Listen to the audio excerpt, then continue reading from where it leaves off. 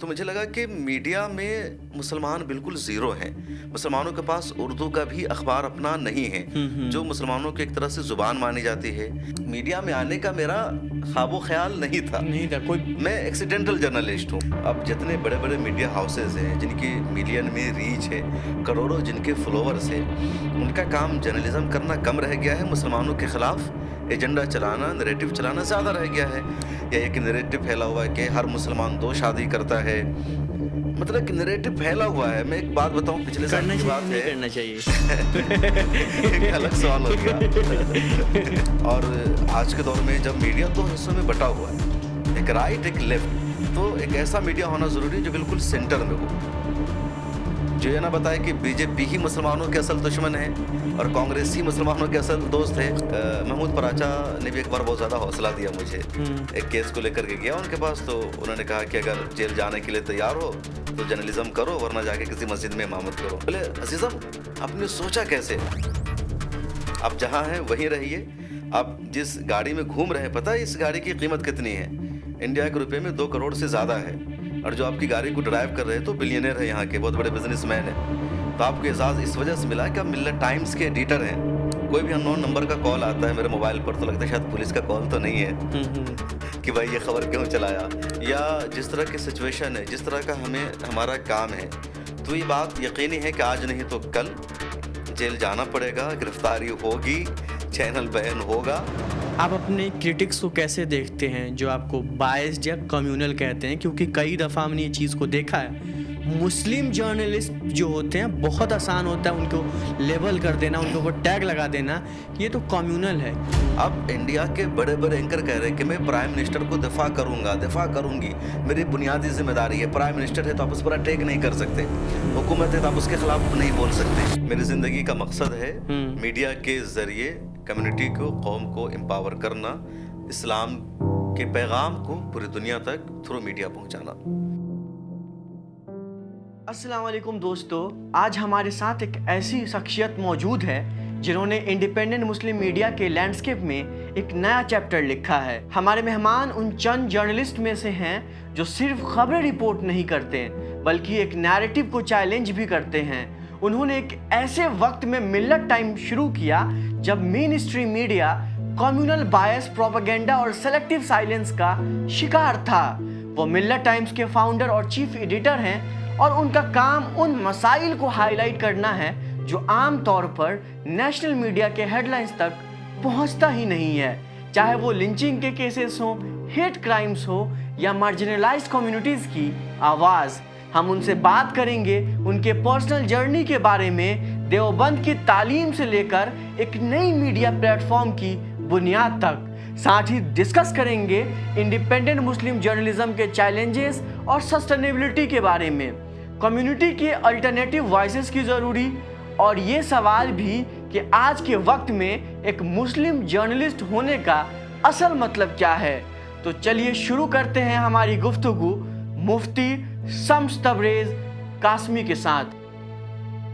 अस्सलाम वालेकुम रहमतुल्लाह, बहुत बहुत शुक्रिया शम्स भाई हमारे इस शो में आने के लिए। सबसे पहले हम जानेंगे आपकी जर्नी से कि कैसे जो है एक मदरसे बैकग्राउंड से निकला हुआ लड़का आज ख़ुद का एक मीडिया ऑर्गेनाइजेशन चला रहा है। तो मदरसे में अक्सर जर्नलिज़्म को लेकर के लोग इतना दिलचस्पी नहीं रखते हैं। आपके अंदर ये इंटरेस्ट कहाँ से आया और आपको कब लगा कि जो है जर्नलिज़्म में आपको आना चाहिए और आपने ये चूज़ किया? वालेकुम अस्सलाम वरहमतुल्लाहि वबरकातुहू। सबसे पहले आपका शुक्रिया कि आपने अपने पॉडकास्ट में इस नाचीज़ को मौदू किया, मुझे इस लायक समझा। जहाँ तक आपका सवाल है, और मुझे लगता है आपके सवाल में हैरत है कि मदरसा बैकग्राउंड रखने वाला जर्नलिज़्म के मैदान में कैसे आ गया, या ये सवाल ये भी बता रहा है कि मदरसे वालों का जर्नलिज़्म से, मीडिया से क्या ताल्लुक़। तो सच्चाई क्या है कि जर्नलिज़्म का मदरसा से हमेशा ताल्लुक़ रहा है।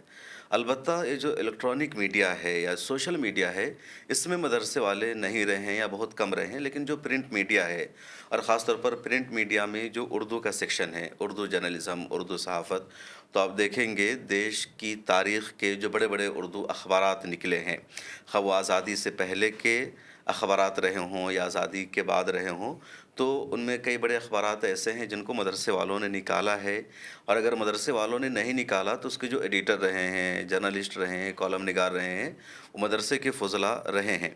अलबत्ता इलेक्ट्रॉनिक मीडिया में और ये जो आज के दौर का सोशल मीडिया है, इसमें मदरसे वाले नहीं रहे, या हैं तो बहुत कम हैं। तो मेरा भी पढ़ने लिखने से ताल्लुक़ था। मैं जब दारुल उलूम देवबंद में पढ़ रहा था, या दारुल उलूम देवबंद से पहले बिहार का एक मदरसा है जामिया अरबिया अशरफुल उलूम कन्हवा, वो नेपाल और इंडिया की सरहद पर है, आखिरी गांव है भारत का वो मदरसा।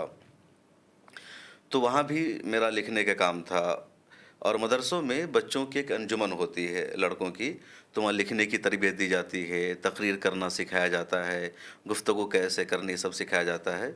तो अमूमन मदरसों में जो मैं ज़िम्मेदारी लेता था ज़्यादातर वॉल मैगज़ीन की, कि वॉल मैगज़ीन का मैं एडिटर होता था। तो वहाँ हर महीने मज़मून शाया हो जाता था, दूसरों के मज़मून को भी चेक करता था, किसी महीने किसी और ने नहीं लिखा तो अपना ही मज़मून लिख करके मैंने वहाँ डाल दिया। तो इस तरह लिखने की आदत थी। जब दारुल उलूम देवबंद आया तो फिर अखबारात में लिखने लगा, बल्कि जब मैं अशरफ उलूम में पढ़ रहा था तो वहाँ भी मेरा मज़मून अखबार में छपने लगा था। और ये बात है कब की, 2004-5 की। उन दिनों इंटरनेट नहीं आया था, या आया था तो हम लोगों को उसकी खबर नहीं थी, कुछ भी पता नहीं। अखबारात मदरसे में शाम को पहुँचते थे, पढ़ने की इजाज़त नहीं थी, छुप छुपा कर हम लोग अखबार पढ़ लेते थे। तो एक मज़मून मैंने लिखा और हाथ से लिख करके हैंड राइटिंग में मैंने कौमी तंज़ीम के दफ़्तर को भेजा। 2 हफ़्ते के बाद पता चला कि मेरा मज़मून अखबार में छपा है, तो बहुत ज़्यादा खुशी हुई।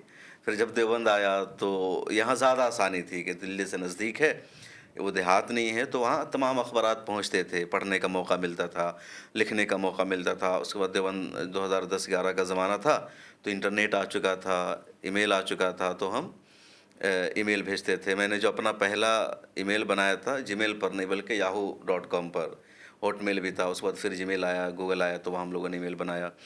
फिर फेसबुक भी उसके बाद आ गया, तो ये सिलसिला शुरू हो गया। तो देवबंद में ख़ास तौर पर मज़ामीन लिखने का सिलसिला रहा, अखबारात में छपते रहे, मैगज़ीन में, रोज़नामा सहारा, इनकलाब, अज़ीज़ बरनी साहब ने अखबार शुरू किया था, अज़ीज़ुल हिंद, और जो दूसरे उर्दू के अखबारात थे उन सब में मज़ामीन छपते रहे। तो यहाँ से इंटरेस्ट था। जब मैं दारुल उलूम देवबंद से पढ़कर बाहर निकला 2014 में, तो मेरी पहली जॉब लगी आईएनएस इंडिया नाम की एक न्यूज़ एजेंसी में। तो वहाँ मेरी बुनियादी ज़िम्मेदारी थी फ़ॉरेन मिनिस्ट्री की जो प्रेस रिलीज़ होती है, उसको उर्दू में ट्रांसलेट करना, या उर्दू में तो इंग्लिश में, ज़्यादातर इंग्लिश में वहाँ प्रेस रिलीज़ आती थी और उर्दू में उसे ट्रांसलेट करना होता था। बट मेरा इंटरेस्ट ज़्यादा था न्यूज़ लिखने में, तो मैंने उन कामों को करने के साथ न्यूज़ लिखने का भी काम शुरू कर दिया। न्यूज़ लिखना मेरी ज़िम्मेदारी नहीं थी, दूसरी टीम थी। तो जो उसके चीफ एडिटर थे एसएम आसिफ साहब, उनका इंतकाल हो गया, उनकी बेटियां भी है। तो उन्होंने कहा कि तुम तो तर्जमा के साथ साथ न्यूज़ अच्छा लिख लेते हो, स्टोरी लिख रहे हो, आर्टिकल भी तुम्हारे छपने लगे हैं, तो तुम ये काम भी करो। उन्होंने मेरी सैलरी भी बढ़ाई और ज़िम्मेदारी भी दी। फिर अपनी एजेंसी का उन्होंने मुझे डिप्टी एडिटर बनाया, बाद में एडिटर भी बनाया, और ये सारा काम मैं करने लगा। और यहाँ कई अखबारात में मेरे कॉलम छपने लगे, रोज़ाना ख़बरें में, दूसरे अखबारात में। तो इस तरह रहा। और मिल्लत टाइम्स जो आज सबसे ज़्यादा मशहूर है यूट्यूब को लेकर के, सोशल मीडिया के जो दूसरे प्लेटफॉर्म है, फेसबुक, यूट्यूब, या कह लीजिए वीडियोस, मतलब आज के दौर में भी जो इंटरनेट पे या जो डिजिटल आउटलेट है, तो वहाँ 2 तरह की जर्नलिज्म है। एक वीडियो जर्नलिज्म है और जो दूसरा है वो टेक्स्ट जर्नलिज्म है। जी। तो हमने जो मिल्लत टाइम्स शुरू किया था टेक्स्ट जर्नलिज्म के ज़रिए, मतलब मिल्लत टाइम्स उर्दू की वेबसाइट सबसे पहले शुरू हुई और 2016 में हमने उसे लॉन्च किया। मुंबई में एक प्रोग्राम हुआ था। तो उस वक्त वीडियो में आने का बिल्कुल भी इरादा नहीं था। या जिस तरह मदरसा की पुरानी तारीख रही है, बड़े बड़े निकले, नई दुनिया का उर्दू अखबारात में अपना एक इतिहास रहा है। उसके फाउंडर मौलाना थे, मौलाना अब्दुल वहीद सिद्दीकी, मौलाना अबुल कलाम आज़ाद ने खुद अखबारात निकाले, दूसरे लोगों ने। तो मेरा भी नहीं था कि मैं वीडियो जर्नलिज्म कर सकता हूँ, वीडियो बना सकता हूँ। उस वक्त दूसरे लोगों की वीडियोज़ आ रही थी, तो मैंने टेक्स्ट से ही शुरू किया। मिल्लत टाइम्स उर्दू में वेबसाइट बनी और उर्दू जर्नलिज्म मैंने करना शुरू किया। जो ख़बरें आ रही थी उसे मैं छाप रहा था, अपनी स्टोरी लिख रहा था, अपने आर्टिकल को लिख रहा था। इस तरह सिलसिला चलता रहा।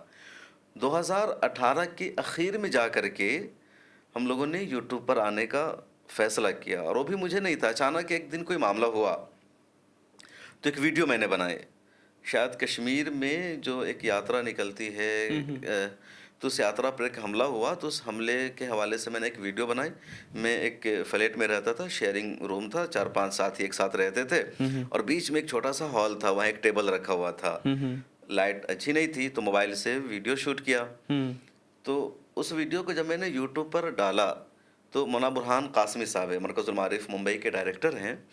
उन्होंने उस वीडियो को देखा और देखने के बाद कॉल किया कि तुम अच्छी वीडियो बना सकते हो, तुम्हारे बोलने का अंदाज सही है, बट तुम्हारे पास लाइट नहीं है, तुम्हारे पास कैमरा नहीं है, तुम्हारे पास मोबाइल नहीं है, तो मैं इसका इंतज़ाम करता हूँ और मिल्लत टाइम्स को यूट्यूब पर भी लाओ। तो फिर पहले वहाँ से फेसबुक पे आपने बनाया? नहीं, फेसबुक पर पहले से पेज मौजूद था टेक्स्ट के लिए, हाँ, चूँकि तो फेसबुक या वीडियो आपने ट्विटर, उसी पे डाला? हाँ, तो वो वीडियो वहीं डाला था, तो उसको उन्होंने देखा तो यूट्यूब पे उन्होंने लाने हाँ, के लिए कहा? तो उन्होंने कहा यूट्यूब बाज़ाब्ता शुरू करो, वीडियो बनाना शुरू करो। और बट मेरे पास पैसे नहीं थे। मैं आईएनएस में काम कर रहा था और आईएनएस में काम करते हुए मिल्लत टाइम्स की वेबसाइट में चला रहा था। हमारे साथ 4-5 लोग वॉलंटियरी जुड़ गए थे। सही। ज़फ़र साहब हैं, इरशाद अयूब हैं और ऐसे कई लोग हैं जो वॉलंटियरी काम कर रहे थे, उनका भी इंटरेस्ट था। उसी बीच में मिल्लत टाइम्स उर्दू वेबसाइट के साथ अंग्रेज़ी में भी आ गई थी, हिंदी में भी लॉन्च हो गई थी, लेकिन यूट्यूब पर कोई काम बिल्कुल भी नहीं था। तो जब मौलाना बुरहान साहब ने हौसला बढ़ाया, तो उन्होंने थोड़ा-सा हमें पैसे से भी सपोर्ट किया। उनकी एक ऑफ़िस थी मरकज़ुल मारिफ की, तो उन्होंने कहा कि वो ऑफ़िस खाली पड़ी है, उसका एक कमरा आप इस्तेमाल करो। सही। उसके बाद उन्होंने 4-5 हज़ार रुपये खर्च करके लाइट लगवा दिया, एक बैनर लगवा दिया मिल्लत टाइम्स के नाम से और कहा आप वीडियो बनाओ। तो मोबाइल से हम लोगों ने वीडियो बनाना शुरू किया, तो धीरे-धीरे वीडियो बेहतर होने लगी। फिर मुझे जो तनख्वाह मिलती थी, उस तनख्वाह में से मैंने 2 लोगों को हायर किया अच्छा। मज़ीद काम करने के लिए। वो दोनों अब मेरे साथ नहीं है, अपना यूट्यूब उन्होंने शुरू किया, लेकिन अभी भी राब्ते में हैं।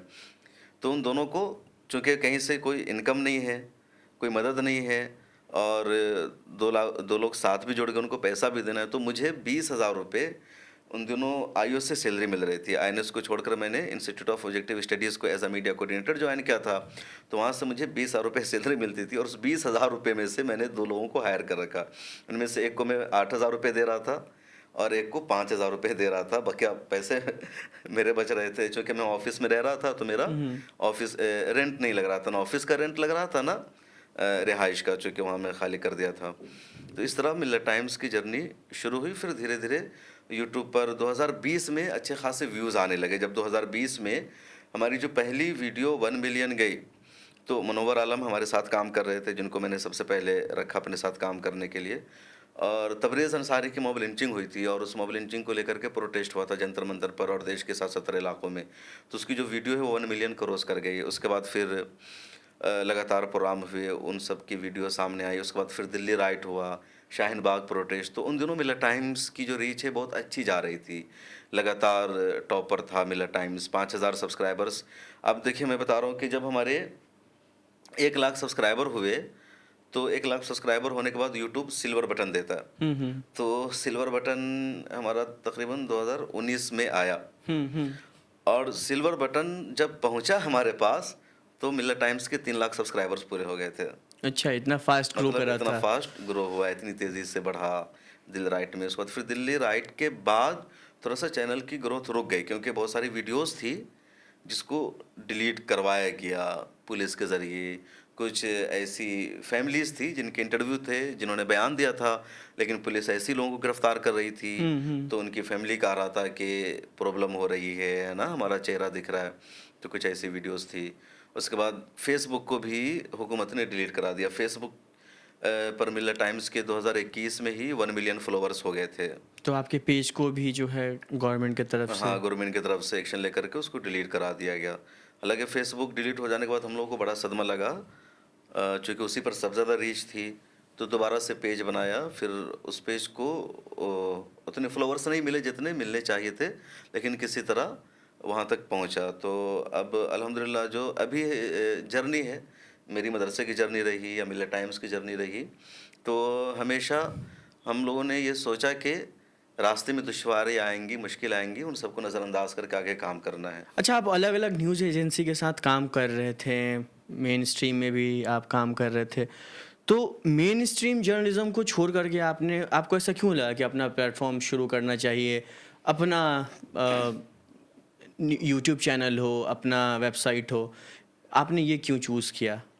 बड़ा इंटरेस्टिंग क्वेश्चन आपने किया और जो पहला ख्याल आया कि अपना शुरू करना चाहिए, बात है 2015 की।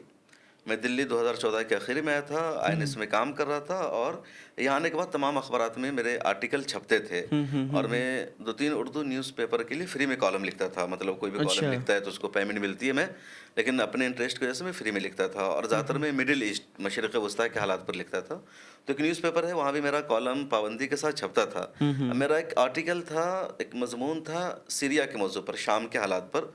वो मज़मून मेरा उस अखबार में नहीं छापा गया। अच्छा, हाँ, वो सीरिया के ऊपर आपने लिखा था जी। और उस अखबार वालों ने उसको नहीं छापा। पब्लिश किया। मेरा एक दिन फिक्स था कि उस दिन जो एडिटोरियल पेज होता है उसमें दूसरे नंबर पर मेरा मजमून हमेशा रहता था। 2 साल से मैं वहाँ लिख रहा था, तो मेरा वो मजमून वहाँ नहीं छपा। तो शाम को वहाँ के एडिटर इन चीफ का कॉल आया मेरे पास कि आपका मजमून मैंने नहीं छापा, उसके लिए माजरत, और वजह ये थी कि आपके मजमून की वजह से कुछ लोग नाराज़ हो सकते थे या किसी से हमारे ताल्लुकात हैं, तो आपकी बातें सही है लेकिन हमने उस मजमून को नहीं छापा, ये हमारी मजबूरी आप समझिए। तो उसके बाद मैंने उनको कुछ नहीं कहा, मैंने कहा ठीक है आपकी मजबूरी है तो हमें कोई दिक्कत नहीं है। लेकिन उसके बाद हमारे जहन में ख्याल आया कि आपके पास ऐसा कोई प्लेटफॉर्म होना चाहिए कि जहां आप अपनी बात अपनी मर्जी से कह सकें और वहां ये रुकावटें ना हो, ये बंदिशें ना हो कि हमारे ताल्लुकात ख़राब हो जाएंगे या कहीं से हमारी फंडिंग आ रही है तो हमारा जो फंड है वो रुक जाएगा, ये एडवर्टीजमेंट नहीं मिलेगा, तो इस तरह की प्रॉब्लम ना हो। आज इन्होंने इस मौजू पर नहीं छापा, कल कोई और दूसरा आर्टिकल नहीं छापेगा तो हमारे हाथ तो बंधे हुए रहेंगे, फिर हम अपनी बात नहीं कह सकते। फ्रीडम ऑफ जो एक्सप्रेशन है, फ्रीडम ऑफ जो स्पीच है वो नहीं है। तो जब ये बात मेरे जहन में आई तो मैंने सोचा क्या करना चाहिए। तो कभी मैंने सोचा कि फेसबुक पर लिखते हैं, अपनी मर्जी जो चाहे फेसबुक पर लिखेंगे, और उन दिनों हम लोग की जो पहचान बन रही थी सब ज़्यादा फेसबुक की वजह से। सही। फिर मेरे ख्याल में कि फेसबुक पर चीज़ें ज़्यादा दिनों तक महफूज नहीं रह सकती है, फेसबुक भी कभी चीज़ों को डिलीट कर देगा, लोग बाद में कैसे सर्च करेंगे, तो ये एक बेहतर ऑप्शन नहीं जैसा है। आपके साथ हुआ भी 1 मिलियन हाँ, वाला फॉलोअर्स पेज हाँ, को इन्होंने पेज डिलीट हुआ, किया। उससे पहले कई सारे आर्टिकल डिलीट हो गए। फिर मैंने दोस्तों से मशवरा किया तो कुछ लोगों ने कहा कि एक वेबसाइट बनाओ। फिर किसी ने कहा अपने नाम से वेबसाइट बनाओ और अपनी जितनी चीज़ें हैं, अपने जितने आर्टिकल है आप उसको वहाँ लिखो। उन दिनों पाकिस्तान के भी कई सारे जो न्यूज़ आउटलेट थे वहाँ मेरा मजमून छपता था, बाज़ाब्ता मेरे नाम का एक पेज बना हुआ था। हमारी वेब है, दूसरा कुछ वहाँ का न्यूज़पेपर है। फिर किसी ने कहा कि नहीं, एक अलग आप वो न्यूज़ वेबसाइट बनाओ। उन दिनों उर्दू में कुछ ही न्यूज़ वेबसाइट आई थी और इंटरनेट का इतना ज़माना भी नहीं था। दवायर भी उन्हीं दिनों लॉन्च हो रहा था, द क्विंट वगैरह भी, तो बहुत कम इस तरह का था वेबसाइट का कल्चर। तो बहरहाल दोस्तों ने मशवरा दिया तो मिल्लत टाइम्स का नाम एक तय हुआ और फाइनली इस नाम से एक वेबसाइट बनानी है। किस ईयर में ये आपने फैसला लिया? 2015 के आखिर में, अच्छा। दिसंबर के महीने में मिल्लत टाइम्स एक डोमेन चूज़ किया गया। उस तो नाम ये से कहीं ना कहीं मोदी गवर्नमेंट की शुरुआत ही थी अभी जी बिल्कुल। 2014 के बाद हाँ, से। चूँकि मेरी जो जर्नलिज्म में आमद हुई है मोदी गवर्नमेंट बन जाने के बाद। मैंने आईएनएस को ज्वाइन किया था अगस्त 2014 में और जुलाई में सरकार बन चुकी थी। उससे पहले लेकिन आप लिखते थे, उसके से अलग पहले अलग मैं लिखता मैगजीन, था। अलग अलग न्यूज़पेपर्स के लिए आप लिख रहे थे। बिल्कुल। और जब 2015 के आखिर में फ़ैसला हुआ एक वेबसाइट बनानी है, तो फिर हम लोगों ने तय किया कि हमारे पास अल्टरनेटिव मीडिया भी होना चाहिए, क्योंकि उन्हीं दिनों बहुत ज़्यादा मीडिया के किरदार को लेकर सवाल होने लगा कि जो मीडिया है अपनी जिम्मेदारी नहीं निभा रहा है, वन साइडेड रिपोर्टिंग कर रहा है, किसी एक को आगे बढ़ा रहा है। और दिल्ली आने के बाद और ज़्यादा मीडिया के बारे में मुझे मालूमात हुई कि टीवी चैनल क्या है, किस तरह उसका बैकग्राउंड में काम होता है। 1-2 टीवी चैनल में मैं गया भी डिबेट के लिए, मुझे गेस्ट के तौर पर बुलाया गया, तो जाकर के अंदाज़ा हुआ। उन्हीं दिनों में 2-3 चैनल से मुझे ऑफ़र भी आए थे, फिर मैंने उन ऑफ़र को भी ठुकराया। तो जब मिल्लत टाइम्स की वेबसाइट शुरू हुई तो हमारे साथ 4-5 लोग आए, सब है ना, वहाँ बुरहान कासमी साहब का भी सपोर्ट रहा, इधर 2-3 लोग हमारी टीम में जैसे इरशाद अयूब, ज़फ़र भाई और कुछ लोग। तो फिर हम लोगों ने इसको अच्छे से चलाया। फिर देखा कि उर्दू में रीच कम है, या बहुत सारे लोग हैं उनकी शिकायत ये है कि आपकी स्टोरी अच्छी है, आपकी ख़बरें अच्छी है, लेकिन जो ऑडियंस है उनको हिंदी चाहिए, जो ऑडियंस है उनको अंग्रेज़ी चाहिए। तो फिर हम लोगों ने अंग्रेज़ी में अपनी वेबसाइट बनाई। अंग्रेज़ी मुझे ज़्यादा अच्छी नहीं आती, तो दूसरे लोगों ने उसकी ज़िम्मेदारी ली। फिर मेरा छोटा भाई था कैसर सिद्दीकी, उसका 2021 में इंतकाल हो गया। तो उसने भी बहुत ज़्यादा इसमें दिलचस्पी दिखानी शुरू की। फ़ेसबुक को उसी ने सँभालना शुरू कर दिया। जो आर्टिकल है, जो वीडियोज़ है उसको फ़ेसबुक पर शेयर करना। तो उसने ख़्वाहिश का इज़हार किया तो फिर उसने अपनी एक हिंदी की टीम बनाई पूरी। फिर हम लोगों ने मिलर टाइम्स हिंदी की वेबसाइट बनाई। तो इस तरह 3 ज़ुबानों में वेबसाइट हो गई थी और इरादा यही था कि वेबसाइट को ही आगे बढ़ाना है। उन दिनों टेक्स्ट जर्नलिज़्म का ही ज़्यादा वो दबदबा था और वीडियो में लग रहा था कि नहीं आ सकते हैं। अच्छा कैमरा चाहिए, बोलना आना चाहिए। तो मुझे अपने ऊपर यही यकीन नहीं था कि मैं अच्छा बोल सकता हूँ। एक न्यूज़ एंकर के न्यूज़ प्रेज़ेंट करने का जो स्टाइल है, वो मैं बोल सकता हूँ। फिर ये कि स्क्रिप्ट लिखना, उसको देखकर बोलना, तो कुछ अंदाज़ा ही नहीं था। जैसा आज है ना कि कोई भी न्यूज़ एंकर बोलता है, तो पहले स्क्रिप्ट लिखी जाती है, सामने टेलीप्रॉम्प्टर टेलीप्रॉम्प्टर। होता है, उसको देखकर पढ़ता है, फिर उसकी एडिटिंग होती है। ये पूरा प्रोसेस ही नहीं पता था। सही। हम किसी की वीडियो को देख रहे थे तो लगता था कि बस ऐसी ही वो वीडियो आ रही है, उसके पीछे कितनी मेहनत है, ये सब नहीं पता था। सही। तो उस पर ध्यान ही नहीं दिया और शुरू में जब हम लोगों ने दूसरों के कहने पर शुरू भी किया तो जस्ट मोबाइल से रिकॉर्ड किया और उसको अपलोड कर दिया। एडिटिंग का पता नहीं, एडिटिंग के सॉफ्टवेयर का पता नहीं, किस सिस्टम से, किस तरह की मशीन से एडिटिंग होगी उसका पता नहीं। तो धीरे-धीरे हम लोगों ने इसी से सीखा, क्योंकि एक मिशन था, एक मकसद था कि हमें मीडिया के ज़रिए अपनी कम्युनिटी को एम्पावर करना है और मीडिया के ज़रिए जो मुसलमानों की इमेज ख़राब की जाती है या मीडिया का जो मुसलमानों के ख़िलाफ़ एक तरह से मिसयूज़ होता है, नेगेटिव प्रोपेगेंडा दिन रात मुसलमानों के ख़िलाफ़, तो ये हमारे ज़हन में था। मतलब आपके क्वेश्चन से हटकर मैं बताऊँ कि मैंने अंग्रेज़ी का 2 इयर्स का डिप्लोमा कोर्स किया। दारुल उलूम देवबंद में 2012 की मेरी फ़रागत है। जी। तो फ़रागत हो जाने के बाद भी बहुत सारे वहाँ कोर्सेज़ हैं जिसको आप स्पेशलाइज़ेशन कह सकते हैं कि आप किसी कोर्स में तख़स्सुस करना चाह रहे हैं, स्पेशल कोर्स करना चाह रहे हैं। तो 3 ऑप्शन था, या तो इफ्ता करने का यानी मुफ्ती बनने का, दूसरा ऑप्शन था अरबी अदब में जाने का और तीसरा ऑप्शन था अंग्रेज़ी सीखने का। दारुल उलूम देवबंद में भी अंग्रेज़ी का शोबा तो था। आपने तो इफ्ता भी किया है? इफ्ता मैंने दूसरे इदारे से किया। एक दारुल उलूम देवबंद में भी दारुल इफ्ता है और एक दूसरा भी दारुल इफ्ता है। तो मैंने अच्छा। दूसरे दारुल इफ्ता से किया, लेकिन किया मैंने इफ्ता। तो दारुल उलूम देवबंद में अदब और इफ्ता करने के बजाय मैंने सोचा कि अंग्रेज़ी पढ़ लेते हैं और अंग्रेज़ी पढ़ने की बस वजह ये थी कि मेरी दिलचस्पी थी लिखने में, हालात हाज़रा में दिलचस्पी थी, आर्टिकल लिखता था और मुझे लगता था कि अगर अंग्रेज़ी सीख लेंगे, अंग्रेज़ी पढ़ लेंगे तो मुझे डायरेक्ट इन्फॉर्मेशन मिलेगी।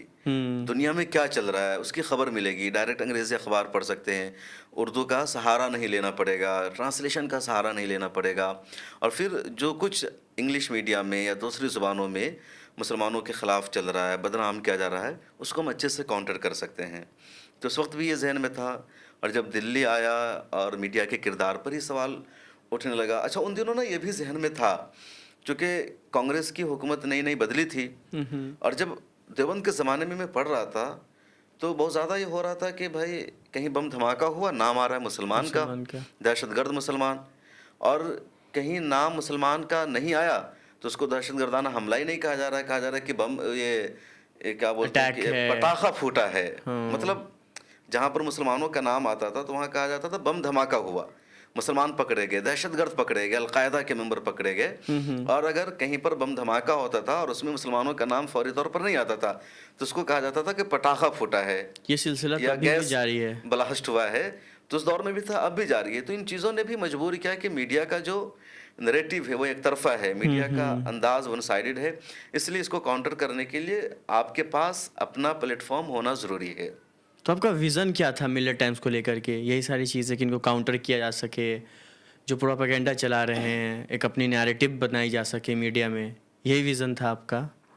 बिल्कुल, मिलर टाइम्स का जो विज़न है ना धीरे-धीरे बढ़ता रहा। जो पहला विज़न था हमारा वो ये कि मुसलमानों के पास एक मीडिया हाउस होना चाहिए, हमारा इदारा होना चाहिए ऐसा जो इदारा हर तरह से आज़ाद हो।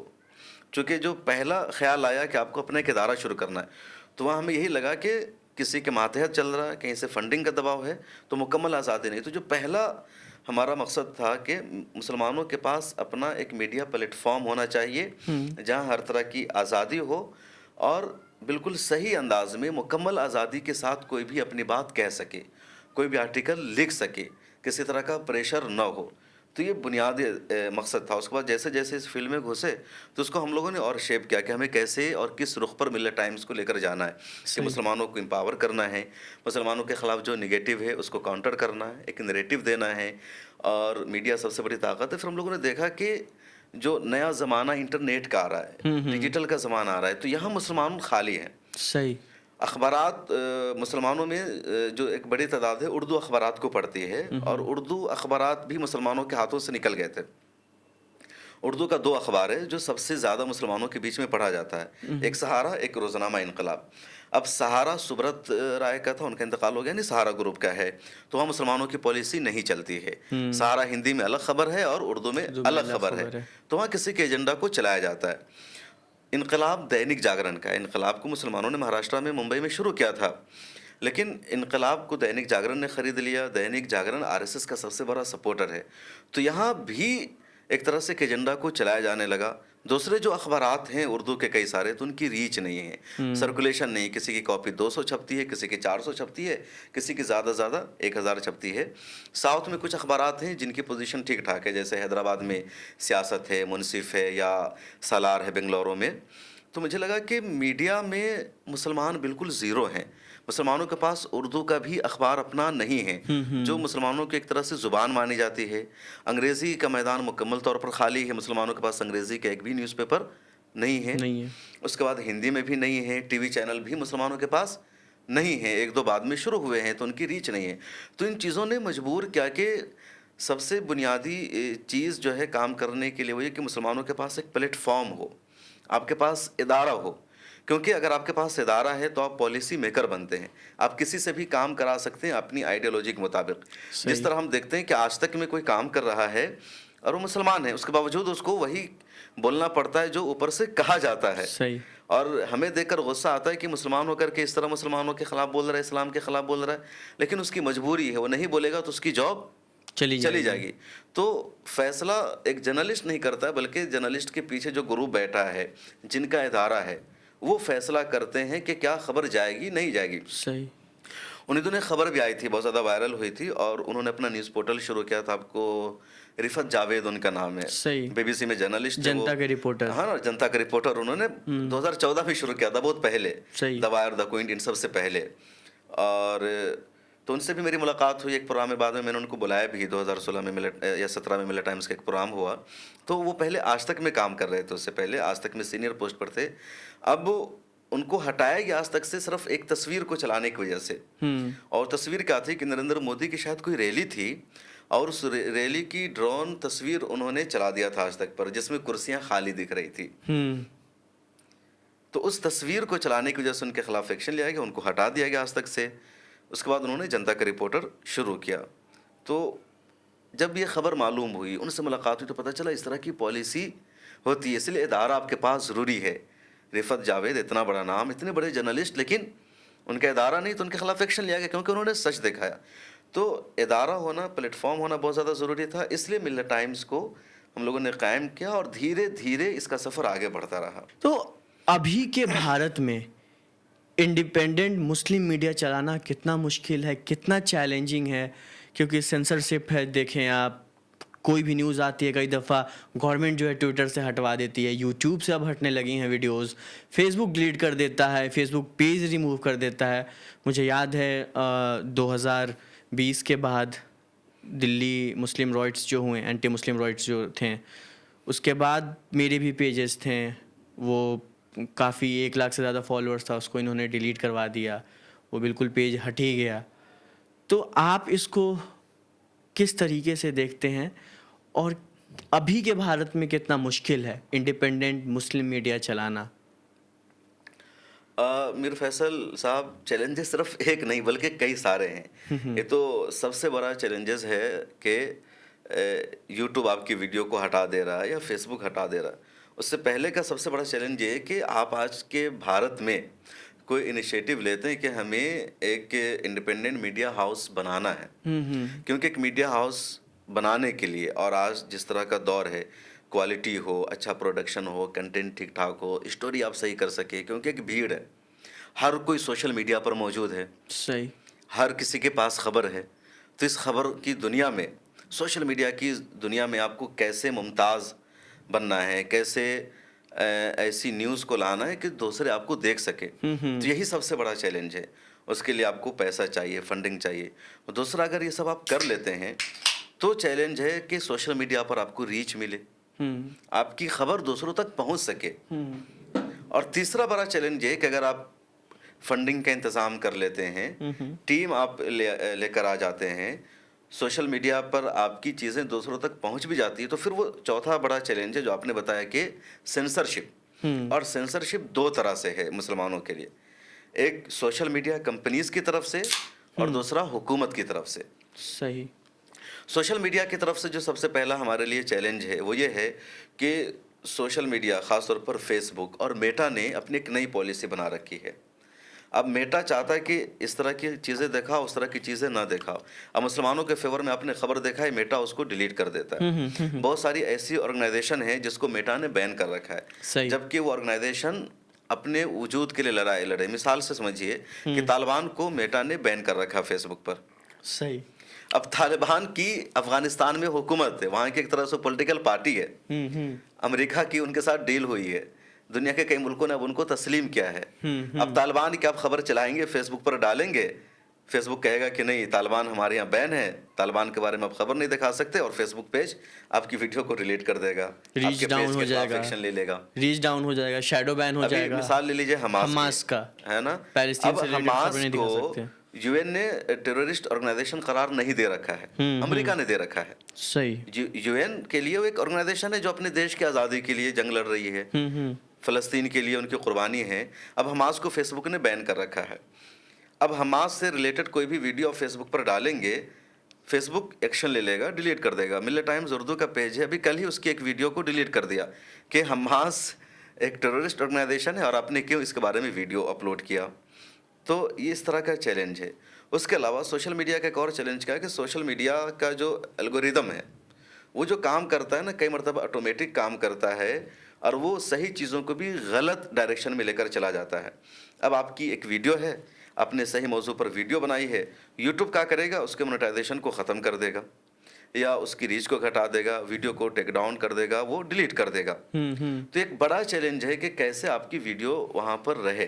कई मरतबा क्या होता है कि एक टॉपिक पर आपने वीडियो बनाया, अब जर्नलिज्म की दुनिया ऐसी है कि कोई आपकी वीडियो से खुश होगा तो कोई नाराज़ होगा। सही। वो न्यूज़ किसी के फेवर में जाएगी, किसी के खिलाफ जाएगी। अब जिसके खिलाफ वो न्यूज़ गई है वो क्या करेगा, आकर के आपकी वीडियो पर रिपोर्ट करने लगेगा। रिपोर्ट का ऑप्शन यूट्यूब ने या तमाम कंपनीज ने दे रखा है, हालांकि वो फ्रीडम ऑफ स्पीच के नज़रिए से। अब उस रिपोर्ट का नतीजा ये होता है कि यूट्यूब या फेसबुक रिपोर्ट की बुनियाद पर वीडियो को डिलीट कर देता है, चैनल को बैन कर देता है। अब हो क्या रहा है कि इंडिया में मुसलमानों की आबादी 15-16% है, तो जो दूसरों की आबादी है वो 80% है, नॉन मुस्लिम की आबादी। और बीजेपी का जो आईटी सेल है सबसे ज़्यादा मजबूत माना जाता है। अब बीजेपी आईटी सेल ने अपना बहुत बड़ा ग्रुप बना रखा है। अब बीजेपी आईटी सेल को किसी के चैनल को बैन करना होता है या किसी की वीडियो को डिलीट कराना होता है, तो उस वीडियो को उठाता है बीजेपी आईटी सेल, टेलीग्राम पर या व्हाट्सएप ग्रुप में डालता है कि चैनल है, इसके खिलाफ रिपोर्ट करो। और उसके बाद उस वीडियो के खिलाफ, उस चैनल के खिलाफ रिपोर्टिंग शुरू हो जाती है। और उसके नतीजे में कई अच्छे लोग होते हैं जिनका एक्स अकाउंट बैन हो जाता है, उनका यूट्यूब चैनल बैन हो जाता है, वीडियो डिलीट कर दी जाती है। और यूट्यूब इन सब सोशल मीडिया कंपनियों की पॉलिसी कि भाई इनके खिलाफ मास रिपोर्टिंग हुई है। तो मास रिपोर्टिंग होने का मतलब ये है कि यहाँ कुछ कमी है, गड़बड़ी है, इसलिए हमने हटा दिया। एक प्रॉब्लम ये। दूसरा है कि अगर मास रिपोर्टिंग से आप बच भी जाते या ये आईटी सेल आपको परेशान करना चाह, परेशान नहीं हो सके, तो फिर गवर्नमेंट एक्शन लेती है। प्रेस इंफॉर्मेशन ब्यूरो कहेगा कि आपने जो खबर चलाई वो फेक है, और फेक रिपोर्टिंग की बुनियाद पर, फेक इंफॉर्मेशन की बुनियाद पर गवर्नमेंट की तरफ से पाबंदी लगा दी जाती है। अब आपके चैनल को इंडिया में बैन कर दिया जाएगा या आपके ट्विटर अकाउंट को इंडिया में बैन किया जाएगा। अभी जो ऑपरेशन सिंदूर हुआ तो 8000 ट्विटर अकाउंट को बैन किया गया, और उसमें कई अच्छे डिजिटल मीडिया हाउसेस थे जिनके एक्स अकाउंट को बैन किया गया। खुद आपका ट्विटर का जो अकाउंट है वो पिछले कई सालों से इंडिया में बैन है। सही। तो ये पॉलिसी भी क्या है, सरकार की पॉलिसी। तो ये दूसरा बड़ा चैलेंज है। और फिर तीसरा चैलेंज ये है कि सोशल मीडिया खुद एक्शन ले लेता है। और इंडिया में हुआ क्या है कि सोशल मीडिया कंपनियों ने इंडिया की सरकार को थोड़ा सा ज़्यादा ही इख्तियार दे दिया है। एक तो सोशल मीडिया का कानून है, एक भारत सरकार का कानून है। तो कहीं पर आप भारत सरकार के कानून से बच जाएंगे तो सोशल मीडिया के कानून की जद में आ जाएंगे, और अगर सोशल मीडिया से आप बच गए तो भारत सरकार के कानून की जद में आ जाएंगे। अब इंडिया इतनी बड़ी आबादी, इतनी बड़ी यहाँ पॉपुलेशन, तो इंडिया की सरकार ने इन तमाम कंपनियों को कहा कि आप हमें राइट दो, किसी कंटेंट को हम नहीं चाहते हैं सोशल मीडिया पर तो वो कंटेंट नहीं रहना चाहिए। इन कंपनियों ने कहा कि ये फ्रीडम ऑफ स्पीच का मसला है, फ्रीडम ऑफ एक्सप्रेशन है, हम कैसे आपको राइट देंगे कि आप किसी सोशल मीडिया कंटेंट को आप हटा दें, उसको रिमूव करें। तो उन्होंने कहा हम बैन करेंगे। तो उन्होंने कहा ठीक है, फिर आप अपने यहाँ बैन कर लीजिए। आपने देखा होगा ना, एलन मस्क ने कई मरतबा लिखा कि भारत सरकार ने फलां फलां ट्विटर हैंडल को बैन करने के लिए कहा है, ये फ्रीडम ऑफ स्पीच के खिलाफ है, इसके बावजूद हमें बैन करना पड़ रहा है सरकार की बात को मानते हुए। अब उनका अकाउंट इंडिया में बैन हुआ, बाहर के मुल्कों में चल रहा है, ऐसे कई बहुत सारे यूट्यूब चैनल का मसला है। तो ये सबसे बड़ा चैलेंज है, लेकिन इन्हीं चैलेंजेस के साथ आपको सोशल मीडिया पर रहना भी है, सरकार से लड़ना भी है। बुनियादी चीज़ क्या है कि इसमें आपको ये देखना होगा कि जो जर्नलिज्म के इथिक्स हैं, जो जर्नलिज्म के उसूल है, उसे फॉलो करना ज़रूरी है। कोर्ट के रास्ते खुले हैं, अदालतों के दरवाजे खुले हुए हैं। कई ऐसे अकाउंट्स हैं जिसको बैन किया गया, लेकिन बाद में उसे खोलना पड़ा। जैसे मकतूब के ट्विटर हैंडल को बैन कर दिया था ऑपरेशन सिंदूर के दौरान, सही। बाद में फिर उसको ओपन किया वायर गया, भी था उसमें, है ना, दवायर को बैन किया गया, फिर उसे ओपन किया गया। कई इंटरनेशनल मीडिया हाउसेज, रॉयटर्स के ट्विटर हैंडल को बैन किया गया था, आरटीआई वर्ल्ड के ट्विटर हैंडल को इंडिया में बैन किया गया, फिर इन सबको खोला गया। 4PM एक यूट्यूब चैनल है, उसको ब्लॉक किया इंडिया में, फिर बाद में उसको खोला गया। तो अगर बैन किया जाता है तो उससे डरने घबराने की जरूरत नहीं है, बल्कि हमारे पास वैलिड प्रूफ होना चाहिए कि हम जो काम कर रहे हैं सही कर रहे हैं।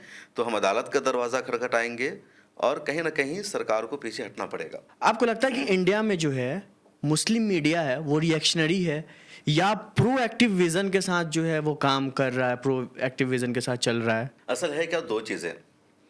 आप विजन के साथ उस वक्त चल पाएंगे जब आप पहले से सेट होंगे, चीज़ें ठीक होगी, Establish तो होंगे। है ना, एस्टेब्लिश हैं, तो आप अपने विज़न को दूसरों को दे रहे हैं। अभी जो इंडिया के मुसलमानों के लिए सबसे बड़ी प्रॉब्लम क्या है कि इन्हें अपना दिफा करना, इनका बचाव करना, और सारी चीज़ों में प्रॉब्लम है।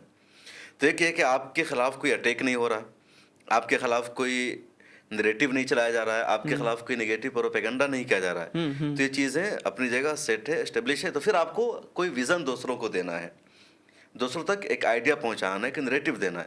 लेकिन अभी इंडिया के मुसलमानों के साथ सबसे बड़ा चैलेंज क्या है कि हमारे खिलाफ ही नेगेटिव प्रोपेगेंडा हो रहा है। अब जितने बड़े बड़े मीडिया हाउसेज हैं, जिनकी मिलियन में रीच है, करोड़ों जिनके फॉलोअर्स है, उनका काम जर्नलिज्म करना कम रह गया है, मुसलमानों के खिलाफ एजेंडा चलाना, नैरेटिव चलाना ज़्यादा रह गया है। मुसलमानों की इमेज को ख़राब करना, मुसलमानों को बदनाम करना, मुसलमानों को टारगेट करना, बेसिकली इस्लामोफोबिया को बढ़ाना, इस्लामोफोबिया को बढ़ावा देना, ये उनका बुनियादी एजेंडा है। तो अब ऐसे मौका पर हम, आप या जो भी इस मैदान में काम कर रहे हैं, उनको लगता है पहली ज़रूरत है इनको काउंटर करना। अगर हम पॉजिटिव चीज़ें दूसरों तक पहुंचा रहे हैं, अपना एक नैरेटिव पहुंचा रहे हैं, लेकिन हमारा जो नैरेटिव 10,000 लोगों तक पहुंचेगा, तो उनका जो नैरेटिव हमारे खिलाफ है वो 10 करोड़ लोगों तक पहुंच रहा है।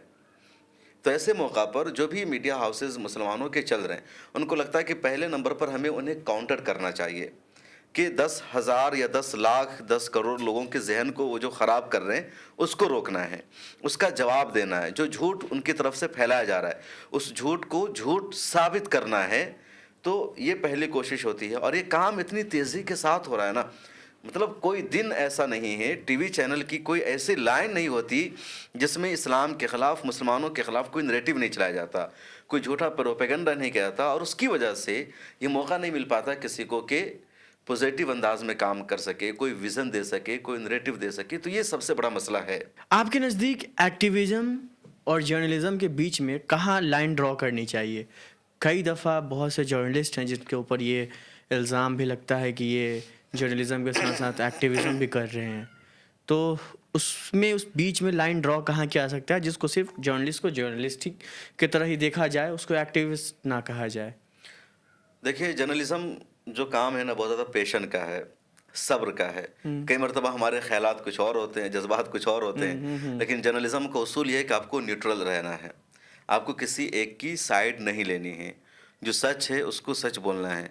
लेकिन इंडिया का माहौल ऐसा हो गया ना कि अब जो राइट विंग के जर्नलिस्ट है, जो मेन स्ट्रीम की मीडिया है, वो वन साइडेड आकर के बैटिंग करती है। अब इंडिया के बड़े बड़े एंकर कह रहे हैं कि मैं प्राइम मिनिस्टर को दिफा करूंगा, दिफा करूंगी, मेरी बुनियादी जिम्मेदारी है। प्राइम मिनिस्टर है तो आप उस पर अटैक नहीं कर सकते, हुकूमत है तो आप उसके खिलाफ नहीं बोल सकते। तब जो सामने वाला बंदा होता है उसको भी उसी एतबार से उसका जवाब देना पड़ता है। तो हो क्या रहा है इंडिया में, जो ज़्यादातर दो तरह की जर्नलिज्म हो रही है इंडिया में। एक जिसको हम मेन स्ट्रीम मीडिया कहते हैं, दूसरे लोग उसी को गोदी मीडिया या सरकारी मीडिया या अलग अलग नामों से कह रहे हैं। दूसरा मीडिया है उसके जवाब में जो उसको काउंटर करने का काम कर रहा है, ऑल्ट जिसको मीडिया के अल्टरनेटिव मीडिया कहा जा रहा है ना, सही। जैसे ऑल्ट न्यूज़ है या जितने सारे हैं, इनको अल्टरनेटिव मीडिया के फहरिस्त में रख लीजिए। अब इनमें से कोई फैक्ट चेक कर रहा है, कोई जवाब दे रहा है, कोई पॉजिटिव जर्नलिज्म कर रहा है, तो अल्टरनेटिव मीडिया है। अब जो मेन स्ट्रीम मीडिया है उसने एक दूसरी साइड ले रखी है, बीजेपी और उस तरह की पार्टियों को सपोर्ट करने के लिए, उस आइडियोलॉजी को सपोर्ट करने के लिए। और जो अल्टरनेटिव मीडिया है उसने एक लाइन ले रखी है बीजेपी के खिलाफ स्टोरी चलाने के लिए या कांग्रेस के एजेंडा को सपोर्ट करने के लिए। सही। और इस बीच में सबसे ज़्यादा नुकसान मुसलमानों का हो जाता है। नुकसान क्या होता है मुसलमानों का कि अब जो अल्टरनेटिव मीडिया है जिसे सब लोग देखते हैं, हम जैसे लोग भी या हमारे चाहने वाले भी, तो उनको लगता है कि ये मीडिया बीजेपी के खिलाफ खबरें चला रहा है, तो ये जो कहेगा वही सच है। अब उसमें कई मरतबा कुछ ऐसे इलाके, कुछ ऐसे स्टेट जहाँ बीजेपी की हुकूमत नहीं है, वहाँ मुसलमानों के साथ जुल्म हो रहा है, वहाँ मॉब लिंचिंग हो रही है, वहाँ एंटी मुस्लिम एजेंडा चल रहा है, तो उसको ना तो मेन स्ट्रीम मीडिया कवर करता है और न ही उसको अल्टरनेटिव मीडिया कवर करता है। उसको लगता है कि इसको कवर करने से तो फिर कांग्रेस का नुकसान हो जाएगा, रीजनल पार्टीज का नुकसान हो जाएगा जो इंडिया अलायंस के साथ है। तो ये जो सिचुएशन है ना, यहाँ पर पता चलता है कि ये जो मीडिया हाउसेज हैं ये जर्नलिज्म नहीं कर रहे हैं, किसी खास पॉलिटिकल पार्टी के लिए काम कर रहे हैं, माउथपीस के तौर पे वो हाँ माउथपीस के तौर पर काम कर रहे हैं। और उसमें मसला आ जाता है एक्टिविज्म का। बहुत सारे ऐसे जर्नलिस्ट हैं जो जर्नलिज्म करते ने के साथ साथ या सहाफ़त करने के साथ साथ वो क्या करते हैं ना, वो एक आवाज़ उठाने की कोशिश करने लगते हैं, वो सामने आ जाते हैं। देखिए एक्टिविज़म हर एक के अंदर है, हर एक की अपनी एक चॉइस होती है, लेकिन आप जर्नलिज्म करते हैं तो उस वक्त ज़रूरी हो जाता है कि आपकी कोई पहचान दुनिया के सामने ज़ाहिर ना हो, सही है ना। आपका रिलीजन क्या है, आप किस पॉलिटिकल पार्टी को सपोर्ट करते हैं, तभी सही जर्नलिज्म आएगी। लेकिन ऐसा नहीं हो पाता और सिर्फ ये शिकायत हमें दूसरी साइड से नहीं है, बल्कि मुसलमान जर्नलिस्ट भी यही करते हैं। वो जर्नलिज्म करते वक्त एक्टिविज़म क्या बोलते हैं कि एक्टिविज़म करने लगते हैं, वो एक तरह से एक्टिविस्ट बन जाते हैं, प्रोटेस्ट करना शुरू कर देते हैं और इसकी वजह से जो क्रेडिबिलिटी होती है, जो एक पहचान होती है, उस पर सवाल उठने लगता है और उसकी वजह से वो इमेज नहीं बन पाती जो बननी चाहिए। फंडिंग और सस्टेनेबिलिटी का क्या मॉडल होना चाहिए, किस तरीके से जो है, क्योंकि आप बिल्कुल कहीं डिपेंडेंट नहीं हैं, कितना मुश्किल होता है इस चैलेंज को डील करना। अपनी बड़ी टीम है, ऑफिस है, ग्राउंड पे भी जाना है, अलग अलग स्टेट में जाना है, क्योंकि आपके पास वो ग्राउंड पे रिपोर्टर्स नहीं है अलग अलग स्टेट में, तो कई दफ़ा खुद जाना पड़ता है। तो ये कितना मुश्किल है, किसका मॉडल क्या हो सकता है? फंडिंग एक बड़ा इशू है, बड़ा चैलेंज है और आसान नहीं है इसको करना। अब जैसे मैं अपना एक्सपीरियंस पहले बताऊं, उसके बाद आगे मैं आपको बताऊंगा। आपको क्या कभी कॉम्प्रोमाइज़ का भी प्रेशर आया, ये कॉम्प्रोमाइज़ कर लेते हैं किसी से? प्रेशर आता है, कई मरतबा दिल भी करता है, फिर पीछे हट जाते हैं कि थोड़ा सा और हिम्मत दिखाते हैं, रेजिस्टेंस करते हैं, है ना, साथ आगे बढ़ते हैं, आगे देखा जाएगा जहाँ तक हो सकता है। सही। तो अब फंडिंग का मसला क्या है कि मीडिया जो हम जैसे लोग हैं, तो हमें दोनों तरफ से परेशानियों का सामना करना पड़ता है। देखिए जो भी ऐसे मीडिया हाउसेस चल रहे हैं जिनका कंटेंट ठीक ठाक है, जिसको लोग देखते हैं, जिसको भरोसा करते हैं, जिनके व्यूअर सब्सक्राइबर्स ठीक ठाक है, तो उसको कहीं ना कहीं से फंडिंग हो जाती है। अब कुछ को जो राइट विंग ग्रुप है उनको बीजेपी जैसी पार्टियों से फंडिंग हो जाती है, उस तरह का जो ग्रुप है, या जो कांग्रेस जैसी पार्टीज़ है उनको इधर से फंडिंग हो जाती है। मेरे साथ मसला क्या है कि मुझे ना तो उधर से फंडिंग हो पाती है, ना मुझे इधर के लोगों से कोई सपोर्ट हो पाता है। अच्छा, सिर्फ पॉलिटिकल पार्टीज़ की फंडिंग का मसला नहीं, बहुत सारे ऐसे लोग हैं जो मीडिया हाउसेस को सपोर्ट करते हैं, फंड देते हैं। उन लोगों को भी पसंद नहीं कि भाई इनके यहाँ सिर्फ मुसलमानों की खबरें दिखाई जाती हैं, दलितों की खबरें दिखाई जाती है, मुसलमानों की इश्यूज़ पर बात करते हैं, हर खबर में मुसलमान, नज़रिया मुसलमान। और इंडिया का आज का माहौल ये बना हुआ है कि जिनके पास पैसा है वो अपने आप को लिबरल और सेकुलर बनकर रहना चाहते हैं, या वो अपने ऊपर कोई टैग नहीं लगाना चाहते कि हम किसी मुस्लिम ऑर्गेनाइजेशन के साथ एसोसिएटेड हैं। तो ये सबसे बड़ा इशू है। अब जब हमने मिल्लत टाइम्स को शुरू किया 2016 में, तो यकीन मानिए हमारे पास एक पैसा नहीं था। सिर्फ क्या था, एक लैपटॉप था मेरे पास, उस लैपटॉप को मैंने अपनी सैलरी से ख़रीद रखा था, अपना एक मोबाइल था, वेबसाइट हमने शुरू किया और मुझे लगा कि पैसा तो इसमें खर्च होगा ही नहीं। वेबसाइट को हमें अपडेट करना है। वेबसाइट का जो खर्च हुआ तो मैंने अपनी सैलरी से दे दिया था और इसी तरह चलेगा। 2-3 लोग जुड़े वॉलंटियरी, तो वो भी अपना काम करते हुए कर रहे थे। लेकिन जब काम आगे बढ़ा, जब टीम को हायर करना पड़ा, जब ऑफ़िस लेनी पड़ी, तो पता चला कि नहीं, खर्च है। जब हम बाहर जा रहे, उन दिनों बाहर जाते थे रिपोर्ट करने के लिए, तो ट्रैवल का खर्च आ रहा है, ऑटो लेकर जा रहे हैं उसका खर्च आ रहा है, बस से जा रहे हैं, जो भी कुछ। तो अब जो पैसा आ रहा है इधर ही पूरा जा रहा है। घर वाले परेशान कि भाई तुम काम क्या कर रहे हो, पैसा देने के बजाय हमसे ही ले रहे हो। तो यहाँ पर परेशानियाँ सामने आने लगी कि पैसा ज़रूरी है मीडिया के लिए। फिर और जब टीम बढ़ी, तो अल्लाह का शुक्र मेरे साथ ये हुआ कि शुरू में तो मेरी जो जितनी भी सैलरी आ रही थी, सब मैं इसी मिल्लत टाइम्स में ही लगा रहा था। सही। कोई फंडिंग भी नहीं, कोई किसी का शुरू में डोनेशन भी नहीं। उसके बाद कुछ लोगों ने थोड़ा बहुत सपोर्ट करना शुरू किया। जैसे एक ऑफ़िस मुझे मरकज़ुल मारिफ से मिल गई थी, तो एक ऑफ़िस का खर्च बच गया था। उसके बाद फिर यूट्यूब जब मोनेटाइज़ हुआ 2019 के आखिर में। शुरू किया 2015 में, जी। मोनेटाइज हुआ 2019 हाँ, में, तो यूट्यूब वैसे 4 साल बाद। हाँ, तो यूट्यूब वैसे मोनेटाइज़ हमने यूट्यूब शुरू किया था 2018 के आखिर में। अच्छा, ये 2018 मिला में टाइम, शुरू किया। चूँकि वेबसाइट पर जैसे गूगल एड से इनकम आ रहा था, उर्दू वेबसाइट पर, लेकिन इसका इनकम इस लायक नहीं था कि उससे 1 महीने का किसी स्टाफ की सैलरी भी निकल जाए। मतलब गूगल एडसेंस से काफ़ी कम रेवेन्यू आता है। एक मरतबा 2017 में सिर्फ $100 आया था बस, उससे ज़्यादा कभी आया भी नहीं। तो यूट्यूब से जब इनकम आना शुरू हुआ तो पहले 6,000 रुपये आया, उसके बाद फिर 60-70 हज़ार रुपये आया। तो सबसे पहले हमने एक स्कूटी ख़रीदी, क्योंकि बहुत ज़्यादा सफ़र करना पड़ता था, आना जाना, पब्लिक ट्रांसपोर्ट से जाओ, 1-1 घंटा इंतज़ार करो, 2-2 घंटा इंतज़ार करो। तो हमने पहले नंबर पर एक स्कूटी जा कर के ख़रीदी, थोड़ा सा कर्ज लिया, एक स्कूटी हो गई। उसके बाद फिर हम लोगों ने दिल्ली राइट में लगातार उससे आना जाना शुरू किया। शाहीन बाग जैसा प्रोटेस्ट चल रहा था, वहाँ सफ़र करना। तो इस तरह ये हुआ। तो ये फंडिंग का मसला क्या रहा कि यूट्यूब से थोड़ा बहुत इनकम आना शुरू हुआ।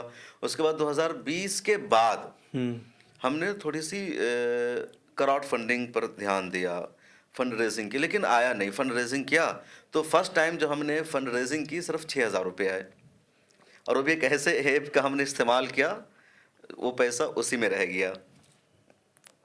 उसका बाद में तो उसने अलाउ कर दिया था, जब पैसा वहाँ से ट्रांसफ़र होना था तो उसने अपने प्रोसेस को और बढ़ा दिया कि मिल्लत टाइम्स के नाम से आपका अकाउंट हो।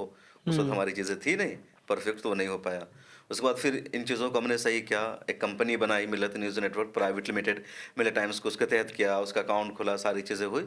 उसके बाद फिर फंड रेजिंग शुरू किया। तो फंड रेजिंग का क्या हुआ कि कोई 100 रुपया, कोई 200 रुपया दे रहा है। तो फंड रेजिंग में ज़्यादा पैसे नहीं आए। फंड रेजिंग से सबसे ज़्यादा पैसा पिछले 2 सालों में हमारे पास है, 2024 में और 2025 में, वो भी रमज़ान के महीने में। 2024 में वहाँ सज्जाद नुमानी साहब ने एक वीडियो हमारे लिए जारी कर दिया। तो उस वीडियो का असर ये हुआ कि तकरीबन 4-5 लाख रुपए रमज़ान के महीने में आ गए। उसके बाद इस साल भी 5-6 लाख रुपए आए। तो उस पैसे से हमें कैमरा लेना था, पैनल वगैरह लेना था, वो चीज़ें हमने ली, वीडियो जारी करके हमने बताया। बाकी आम दिनों में क्राउड फंडिंग की हमने अपील की तो 100-200 लोग देते हैं, लेकिन जितना आपको मीडिया हाउस चलाने के लिए चाहिए वो नहीं हो पा रहा है। जैसे अभी हमने इस चैलेंजेस से निपटने के लिए सब्सक्रिप्शन मॉडल शुरू किया कि हम सब्सक्राइबर्स बनाए, और देखा कि सारे मीडिया हाउसेज ने सब्सक्रिप्शन मॉडल को लगा रखा है। द गार्जियन इतना बड़ा अखबार है, उसने कह रखा है सब्सक्राइब करो तब आप खबरें पढ़ सकते हो। इंडिया में तो सबने शुरू कर वॉशिंगटन दिया है। पोस्ट और बाकी इंडिया में भी इंडिया में हिंदू और सबने। सबके पास हमने कहा सब्सक्रिप्शन वही हमारे मॉड्यूल पास भी ऑप्शन है कि जो हमारे व्यूवर्स है, जो हमारे रीडर्स हैं। हैं, उनको हम इतनी अच्छी तहरीरें दे रहे हैं, इतना अच्छा कंटेंट दे रहे हैं, न्यूज़ दे रहे हैं, पूरी टीम है, और किसी तरह का कोई मसला भी नहीं। तो हमने सब्सक्रिप्शन मॉडल शुरू किया कि ज़्यादा नहीं, 99 रुपये की आप सब्सक्रिप्शन लीजिए या 299 की, और अगर ऐसे 10,000 भी हमारे सब्सक्राइबर हो गए तो हो जाएंगे। लेकिन इसमें भी अभी इसको 3 महीना बाज़ाब्ता हुआ है लॉन्च किए हुए, तो अभी इसका मतलब 2% भी रिज़ल्ट नहीं मिला है, लेकिन उम्मीद अगर मेहनत की जाए तो हो सकता है। ऐसा नहीं कि क्या बोलते हैं कि लोग चाहने वाले नहीं हैं, बेशुमार लोग चाहने वाले हैं, बहुत अच्छा फीडबैक है। लेकिन मसला क्या है कि जो चाहने वाले हैं, जो चाहते हैं अपना मीडिया हाउस हो, जो सपोर्ट करने के लिए फ़िक्रमंद है, उनके पास पैसा नहीं है। और जिनके पास पैसा है तो वो इस तरह के मीडिया हाउसेस को सपोर्ट नहीं करना चाहते, मीडिया को लेकर के उनकी फ़िक्र नहीं है। तो फिर भी मिल्लत टाइम्स का तकरीबन 4 लाख 5 लाख का महीने का खर्च हो जाता है। तो उससे हमें 30-40% जो रेवेन्यू है वो यूट्यूब से आ जाता है। कुछ पब्लिक एड अगर कभी कभार मिल गया, एडवर्टीजमेंट हाँ भी आप कुछ एडवर्टीजमेंट, कर रहे तो हैं। वो हमने ले लिया। और फिर हम डोनेशन की अपील करते रहते हैं। तो किसी महीने में 40,000 आ गया, किसी महीने में 50,000 आ गया, किसी में कम आया। जैसे अभी अभी आने से पहले मैं अपनी टीम के साथ देख रहा था, तो हमारा जो रेजर पे का अकाउंट है वहाँ लास्ट 30 डेज़ में 60,000 रुपये आए हुए हैं। तो इस तरह आ जाता है। किसी मैंने अभी सब्सक्रिप्शन लॉन्च किया तो लगातार मैं हर वीडियो में अपील भी करता हूँ। कुछ लोगों ने यूट्यूब पर मेंबरशिप ले रखी है। तो हमें लगता है अगर मेहनत की जाए, कम्युनिटी का माइंड बनाया जाए, चूँकि एक अवेयरनेस भी की कमी भी लगती है। हाँ, नहीं मुझे क्या लगता है अमीर कि हमारी जो कम्युनिटी है ना, तो उनको लगता है यूट्यूब पर खबर आ रही है तो ये फ्री में है। तो जिस तरह हम फ्री में देख रहे हैं ना, जो खबर बना रहा है वो भी फ्री में कर रहा है, उसका इस पर कुछ खर्च नहीं जा रहा है, इसका लाइसेंस नहीं लेना पड़ रहा है। तो ये आम लोगों के जहन में, लोगों को ये नहीं पता कि यूट्यूब की 10 मिनट की जो आपके पास एक वीडियो आती है तो उसके पीछे कितनी मेहनत है। पहले यूट्यूब की एक वीडियो के लिए 4-5 घंटे रिसर्च करने पड़ते हैं कम से कम, मतलब जो हम न्यूज़ का कंटेंट आपको दे रहे हैं। तो अगर कोई वीडियो 1 घंटे के रिसर्च पर बनी है तो इसका मतलब है उस पर कई दिन पहले लग चुके हैं तब। तो एक 10 मिनट की वीडियो पे कम से कम 4-5 घंटा रिसर्च में जाता है, स्क्रिप्ट लिखनी पड़ती है, उसके बाद कैमरा से वीडियो को रिकॉर्ड करना पड़ता है। वीडियो रिकॉर्ड करने के लिए भी आपको एक ऑफिस चाहिए, फिर एडिट के लिए एडिटर चाहिए, सेटअप हो, फिर आपके पास एक वीडियो एडिटर चाहिए, फिर सोशल मीडिया का एक्सपर्ट बंदा चाहिए जो थंबनेल बनाए, जो आपके एल्गोरिदम को ठीक करे, एसईओ को ठीक करे, टाइटल लिखे, उसके बाद वीडियो पहुंचती है। कम से कम एक वीडियो पर भी 2-3 लोगों का काम हो जाता है। सही। और उसके बाद फिर आपकी वेबसाइट है, वहाँ वीडियो न्यूज़ एडिटर है, वेबसाइट को अपडेट करना है, फिर जिनसे न्यूज़ लिखवाई जाती है उनको पे करना पड़ता है। इसी तरह मतलब मल्टीपल काम हो जाते हैं। सही। तो कम से कम 15 एक ढंग का यूट्यूब चैनल चलाने के लिए भी 15 लोगों की टीम चाहिए होती है, तभी काम सही हो पाता है। हम लोग की कोशिश है कि यूट्यूब के साथ वेबसाइट को भी रन कर सके, दूसरे फॉर्मेट में लोगों को न्यूज़ दे सके। तो इस तरह काफ़ी खर्च है। तो ये बात लोगों को मालूम नहीं है, तो इस वजह से भी कम्युनिटी में अवेयरनेस नहीं है, या कम्युनिटी जो है सीरियस नहीं है मीडिया को लिए। इसलिए मुझे लगता है कि कम्युनिटी को मीडिया की ज़रूरत भी बताना ज़रूरी है कि क्यों मीडिया आपकी ज़रूरत है और आपको सपोर्ट करना चाहिए। मैं मिसाल देता हूँ, अक्सर जब भी मैंने सब्सक्रिप्शन की अपील की है तो मैं कहता हूँ कि देखिए, आप सोशल मीडिया का ज़माना या डिजिटल का ज़माना अभी आया है। आज से 10 साल पहले से आप न्यूज़ हासिल करने के लिए तो टीवी चैनल देखते थे या न्यूज़पेपर खरीद कर पढ़ते थे। तो न्यूज़पेपर खरीद कर पढ़ने के लिए आपको महीने का 200, 300, 400 रुपये देना पड़ता है, तभी तो आप न्यूज़पेपर खरीदेंगे। बिल्कुल। फ्री में तो कोई आपको न्यूज़पेपर नहीं खरीदने देगा। सही। या अगर आप खबर सुन रहे हैं टीवी चैनल पर, तो टीवी चैनल का भी आपको सब्सक्रिप्शन लेना पड़ता था, रिचार्ज करना पड़ता था, तभी टीवी चैनल पर आप खबर देख रहे हैं। फ्री में कोई भी टीवी चैनल पर आप खबर नहीं देख सकते। जहाँ फ्री में देख रहे हैं उनको न्यूज़ भी वैसे ही मिल रही है जी, जो खुद मुसलमानों के खिलाफ है। टीवी पे ही देख ले, टीवी पर भी पहले नहीं था ना। टीवी पर अब फ्री में खबरें आई है जब यूट्यूब आ गया। लेकिन वो क्या मिल रहा है वो भी देखने को मिल रहा है, क्योंकि वो आपसे पैसे ना ले करके कहीं और से पैसे ले रहे हैं, आपके खिलाफ ही न्यूज़ चलाने के लिए न्यूज़ चला रहे हैं दूसरों से। तो इसलिए जिस तरह आप न्यूज़पेपर खरीद के पढ़ते हैं, टीवी चैनल पे पढ़ते हैं, अब चीज़ें फ्री हो गई। तो इसी तरह सब्सक्रिप्शन चार्जेस भी तो बहुत ज़्यादा नहीं है। आपके जैसे 99 रुपए हैं, 200 है, 500 है। मुझे लगता है कि 100 रुपए तो आप दिन भर में अपने चाय कॉफ़ी पे खर्च कर देते हो, उससे ज़्यादा। और महीने का आपको बस सब्सक्रिप्शन में जो है 99, 199 या 500 का जो है 499 का जो भी है सब्सक्रिप्शन, वो आपको लेना है। उसमें भी लगता है कि वो नहीं ले पाते हैं। तो बहुत लोगों को ये भी लगता है कि आप बहुत ज़्यादा रेवेन्यू जनरेट कर रहे हैं। आपसे मेरी मुराद है कि जितने भी कंटेंट क्रिएटर, जितने भी जर्नलिस्ट हैं, यूट्यूब जिनके चैनल है, ऑर्गेनाइजेशन है, उनको लगता है कि इनको व्यूज़ आ रहे हैं तो पैसे आ रहे हैं, लेकिन सेंसरशिप की वजह से जो है वो पैसे बन नहीं पाते हैं। ज़्यादातर व्यूज़ में जो सेंसर करते हैं उससे ये होता है कि शैडो बैन होता है। शैडो बैन से ये हुआ कि उसका ऐड ही खत्म हो जाएगा, वो वीडियो को डिमोनेटाइज कर देते हैं। तो ये एक बहुत बड़ा चैलेंजेस है। तो मुझे लगता है कि ये भी लोगों को जो है पता होना चाहिए। बहुत बड़ा, बल्कि हमारे साथ सबसे बड़ा चैलेंज क्या है कि अब हर वो वीडियो जिसमें मॉब लिंचिंग का जिक्र होता है या हेट क्राइम पर वीडियो होती है या अभी फ़लस्तीन पे कोई भी वीडियो जाती है, तो उस वीडियो का मोनेटाइजेशन यूट्यूब बंद कर देता है। अब उस वीडियो के मोनेटाइजेशन के बंद होने का मतलब ये है कि उस पर एड नहीं आएगा, रेवेन्यू नहीं आएगा। अभी एक वीडियो हमारे गई 1 मिलियन व्यूज़ और उसका मोनेटाइजेशन बंद कर दिया था। अभी अब्दुल वाहिद शेख आए थे, उनका मसला था, उसका मैंने इंटरव्यू किया जी, और 1 लाख से ज़्यादा लंबा इंटरव्यू, और उसका मोनेटाइजेशन यूट्यूब ने बंद कर दिया। तो ऐसे बहुत ज़्यादा होता है कि जो भी इस तरह की स्टोरीज होती है जी। मुसलमानों के मफाद में इस रिलेटेड, उस पे एड को, मोनेटाइजेशन को बंद कर दिया जाता है, तो रेवेन्यू वहाँ से ज़ीरो। दूसरा जो मसला कम्युनिटी को समझना पड़ेगा, जैसे आम लोगों को क्या लगता है कि यूट्यूब से जैसे कुछ क्रिएटर्स हैं बहुत ज़्यादा इनकम करते हैं, तो जो लोग यूट्यूब चैनल चला रहे हैं, न्यूज़ देते हैं, वो भी इनकम करते होंगे, ऐसा नहीं, दोनों में फ़र्क है। अभी देखिए, एक मैं इन्फ्लुएंसर को देख रहा था, तो उसने बताया कि उसका जो यूट्यूब से रेवेन्यू है, तो यूट्यूब एड से रेवेन्यू सिर्फ 20 से 25%, 70% जो उसका रेवेन्यू है ब्रांड इंटीग्रेशन से।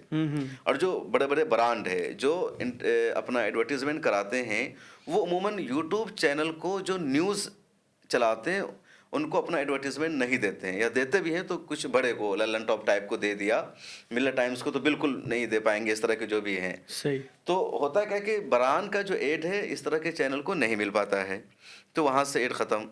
और जो गूगल जो यूट्यूब का एड है, उससे कोई भी यूट्यूब चैनल चल ही नहीं सकता अगर आप सच में कम्युनिटी के लिए काम करना चाहते हैं, सही इन्फॉर्मेशन देना चाहते हैं। तो कम से कम 60-70% रेवेन्यू तो ज़रूरी है कम्युनिटी की तरफ से आना। तो शम्स भाई, आपको कभी रिग्रेट हुआ कि आपने कॉरपोरेट मीडिया का सेफर पाथ छोड़ करके आपने अपना स्टार्ट किया, और इतने सारे चैलेंजेस, फाइनेंशियल बर्डन की सैलरी देना, टीम को चलाना, तो कभी ऐसा रिग्रेट हुआ, लगा कि गलती कर दी यार, वहीं पे रहता तो आज मैं खुद का ग्रो किया होता, खुद जो है मैं पैसे कमा रहा होता, स्टैब्लिश होता, तो कभी इसको लेकर के कभी रिग्रेट हुआ? बिल्कुल भी नहीं, बल्कि फ़ख्र होता अपने आप पर, क्योंकि पैसा कभी हमारी ज़िंदगी में मिशन और मकसद रहा ही नहीं। 2015 में मुझे एक बड़े कॉरपोरेट मीडिया हाउस में एक लैंग्वेज का पूरा हेड बनाया जा रहा था, और मैंने इनकार कर दिया। उसके बाद नोएडा में एक टीवी चैनल था, और वहाँ मैं गया, एक शो में बुलाया गया, तो वहाँ से मुझे ऑफ़र हुआ कि उर्दू का जो डिपार्टमेंट है उसे आप संभाल लीजिए और आप ज्वाइन कीजिए, और बतौर एंकर उन्होंने ऑफ़र किया। एक और बड़ा चैनल है, हालांकि एक बड़े ग्रुप का है, उस वक्त मुझे भी नहीं पता था कि अभी उसी का चैनल है, चूँकि नाम ऐसा था। तो बहरहाल वहाँ से मुझे ऑफ़र आई जॉब की, और उस वक्त मेरी 80,000 रुपये सैलरी थी। किस ईयर में? ये 2017 की बात है। 2017 में 80,000 सैलरी थी जी, और बड़ी अच्छी पोस्ट थी, लेकिन माशाल्लाह। मैंने भी इनकार कर दिया क्योंकि मैं मिलर टाइम्स चला रहा था। एक मरतबा तो ऐसा हुआ कि एक बड़े ग्रुप की तरफ से मुझे ऑफ़र हुआ मिलर टाइम्स को बेच देने का, और उन्होंने कहा कि आपको इतनी सैलरी मिलेगी, मिलर टाइम्स को भी आप चलाते रहेंगे। फिर मैंने दोस्तों से मशवरा किया, अपने कुछ असातिज़ा से मशवरा किया, तो उनको कहा कि नहीं, इदारा आपके लिए ज़्यादा अहम है, आज मुश्किल हालात का सामना है, लेकिन सब्र कीजिए, इसी पर काम कीजिए, हालात बेहतर होंगे। 2017 की बात है, मैं दुबई गया था जी। और पहली मरतबा दुबई गया था, और मुफ्ती महफूज रहमान उस्मानी साहब नव्वरल्लाहु मरक़दहु, उनका कोविड में इंतकाल हो गया, वो लेकर के गए थे। 10-12 लोग इंडिया से गए थे वहाँ। तो वहाँ मैं गया, और उन दिनों बिल्कुल भी पैसे नहीं, क्राइसिस, घर वाले भी परेशान कि भाई कोई सपोर्ट नहीं कर रहा है बंदा। तो वहाँ मैं गया, तो वहाँ हमारे एक जानने वाले थे, उन्होंने कहा कि हमारी कंपनी में एक जॉब है ऑफिस सेक्रेटरी की, आप यहाँ आकर के इंटरव्यू दे दीजिए, 1 लाख समथिंग आपको सैलरी मिलेगी। ठीक ठाक उनकी कंपनी थी 2017 में। हाँ, तो मैंने कहा अच्छा है, जाके इंटरव्यू दे देता हूँ। उसके बाद मेरे साथ एक डॉक्टर शहाबुद्दीन साकिब साहब थे, मैंने उनसे तज़किरा किया ऐसा ऐसा है, तो उन्होंने कहा हाँ जाकर देख लीजिए। फिर मेरे जहन में ख्याल आया कि एक मरतबा जो मुझे यहाँ लेकर के आए हैं उनसे मशवरा कर लेता हूँ, उनसे पूछ लेता हूँ कि इंटरव्यू देना, जॉब ज्वाइन करना सही रहेगा या नहीं रहेगा। तो मुफ्ती उस्मानी साहब से मैंने पूछा कि हज़रत यहाँ एक जगह वैकेंसी है, फ़ोन आया था, जानने वाले हैं, तो मैं इंटरव्यू दे दूँ जाकर? तो उन्होंने फ़ौरन डांटा, बोले अज़ीज़म आपने सोचा कैसे? आप जहाँ हैं वहीं रहिए, आप जिस गाड़ी में घूम रहे हैं पता है इस गाड़ी की कीमत कितनी है?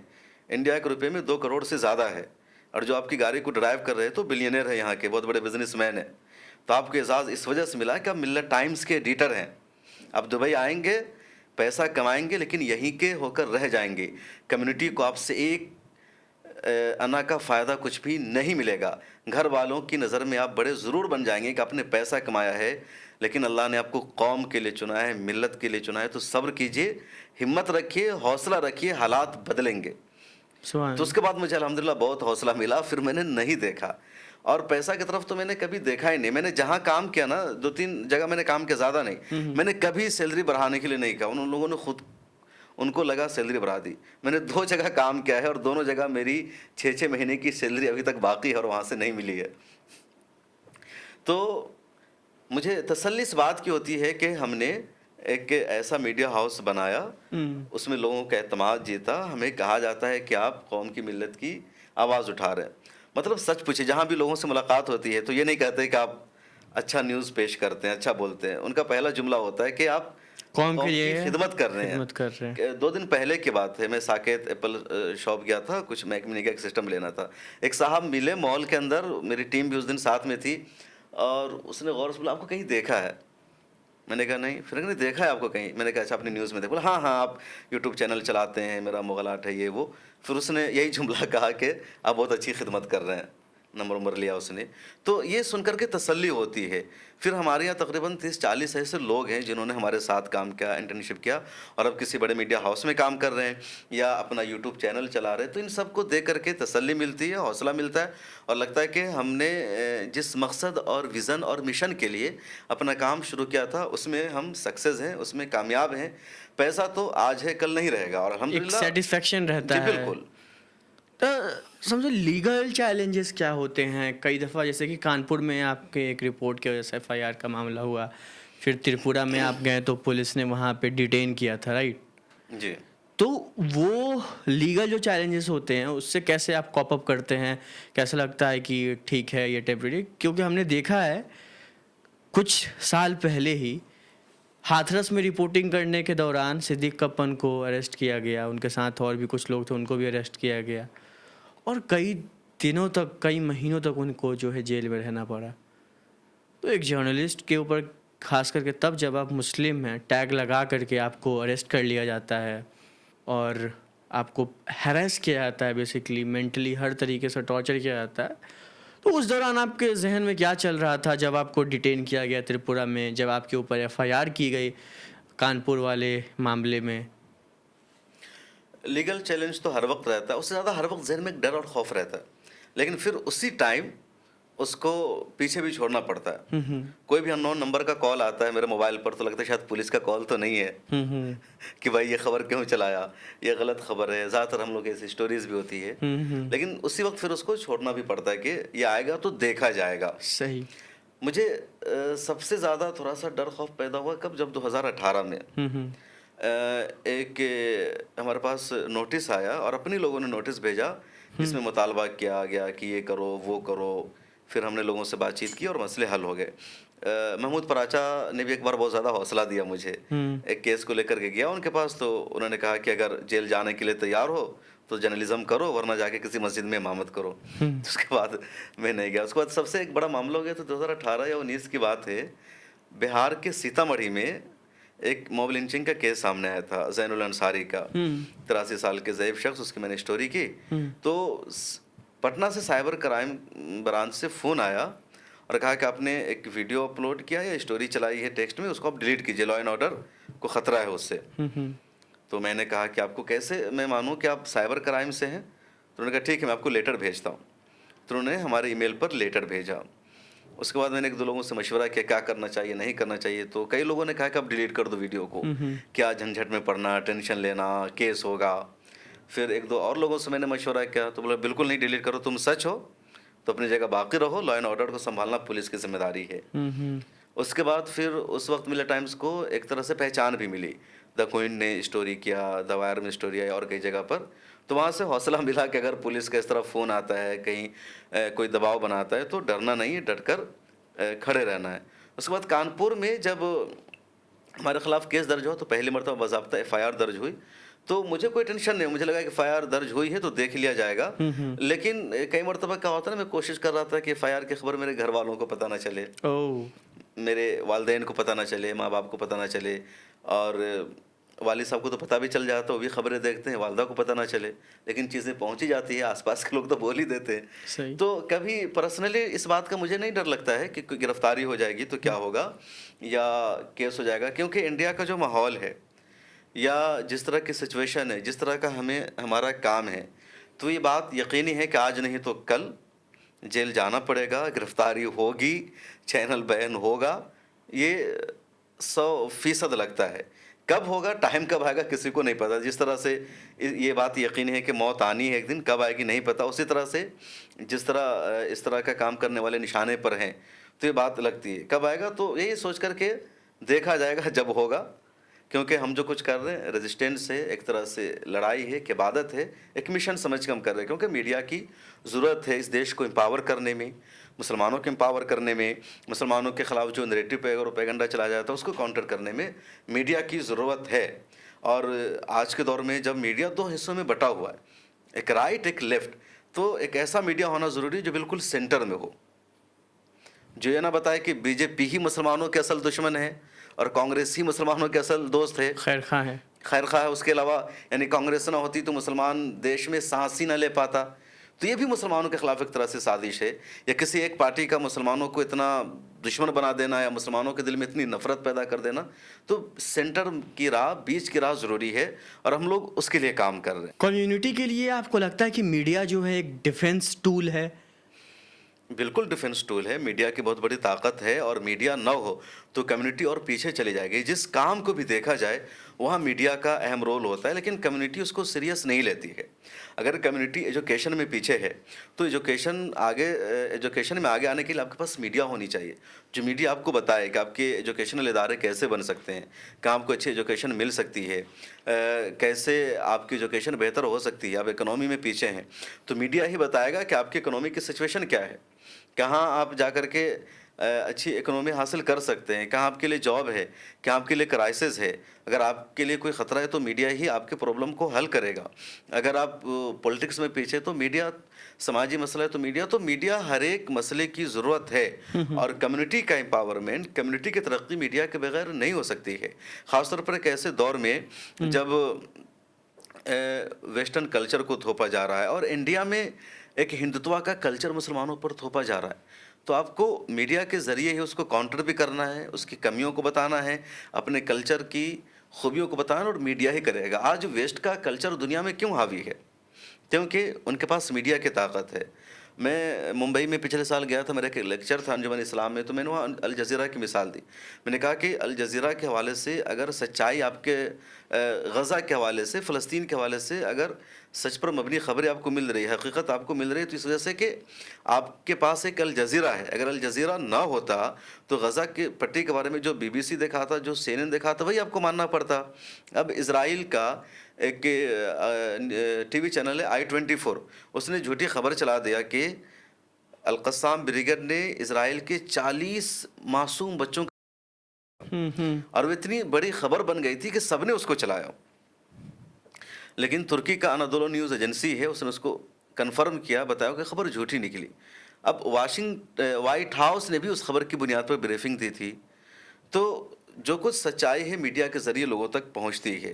लेकिन वहीं अभी गज़ा में हज़ारों मासूम बच्चों को इजराइल जो है कर रहा है, लेकिन यही जो मीडिया है उसको नहीं दिखाती है। कोई हेडलाइन नहीं, मतलब अब तक 64,000 लोग मारे गए हैं, शहीद हुए हैं इजराइल के हमले में गज़ा पट्टी में, और 64,000 में 70% जो तादाद है बच्चों की है और औरतों की है।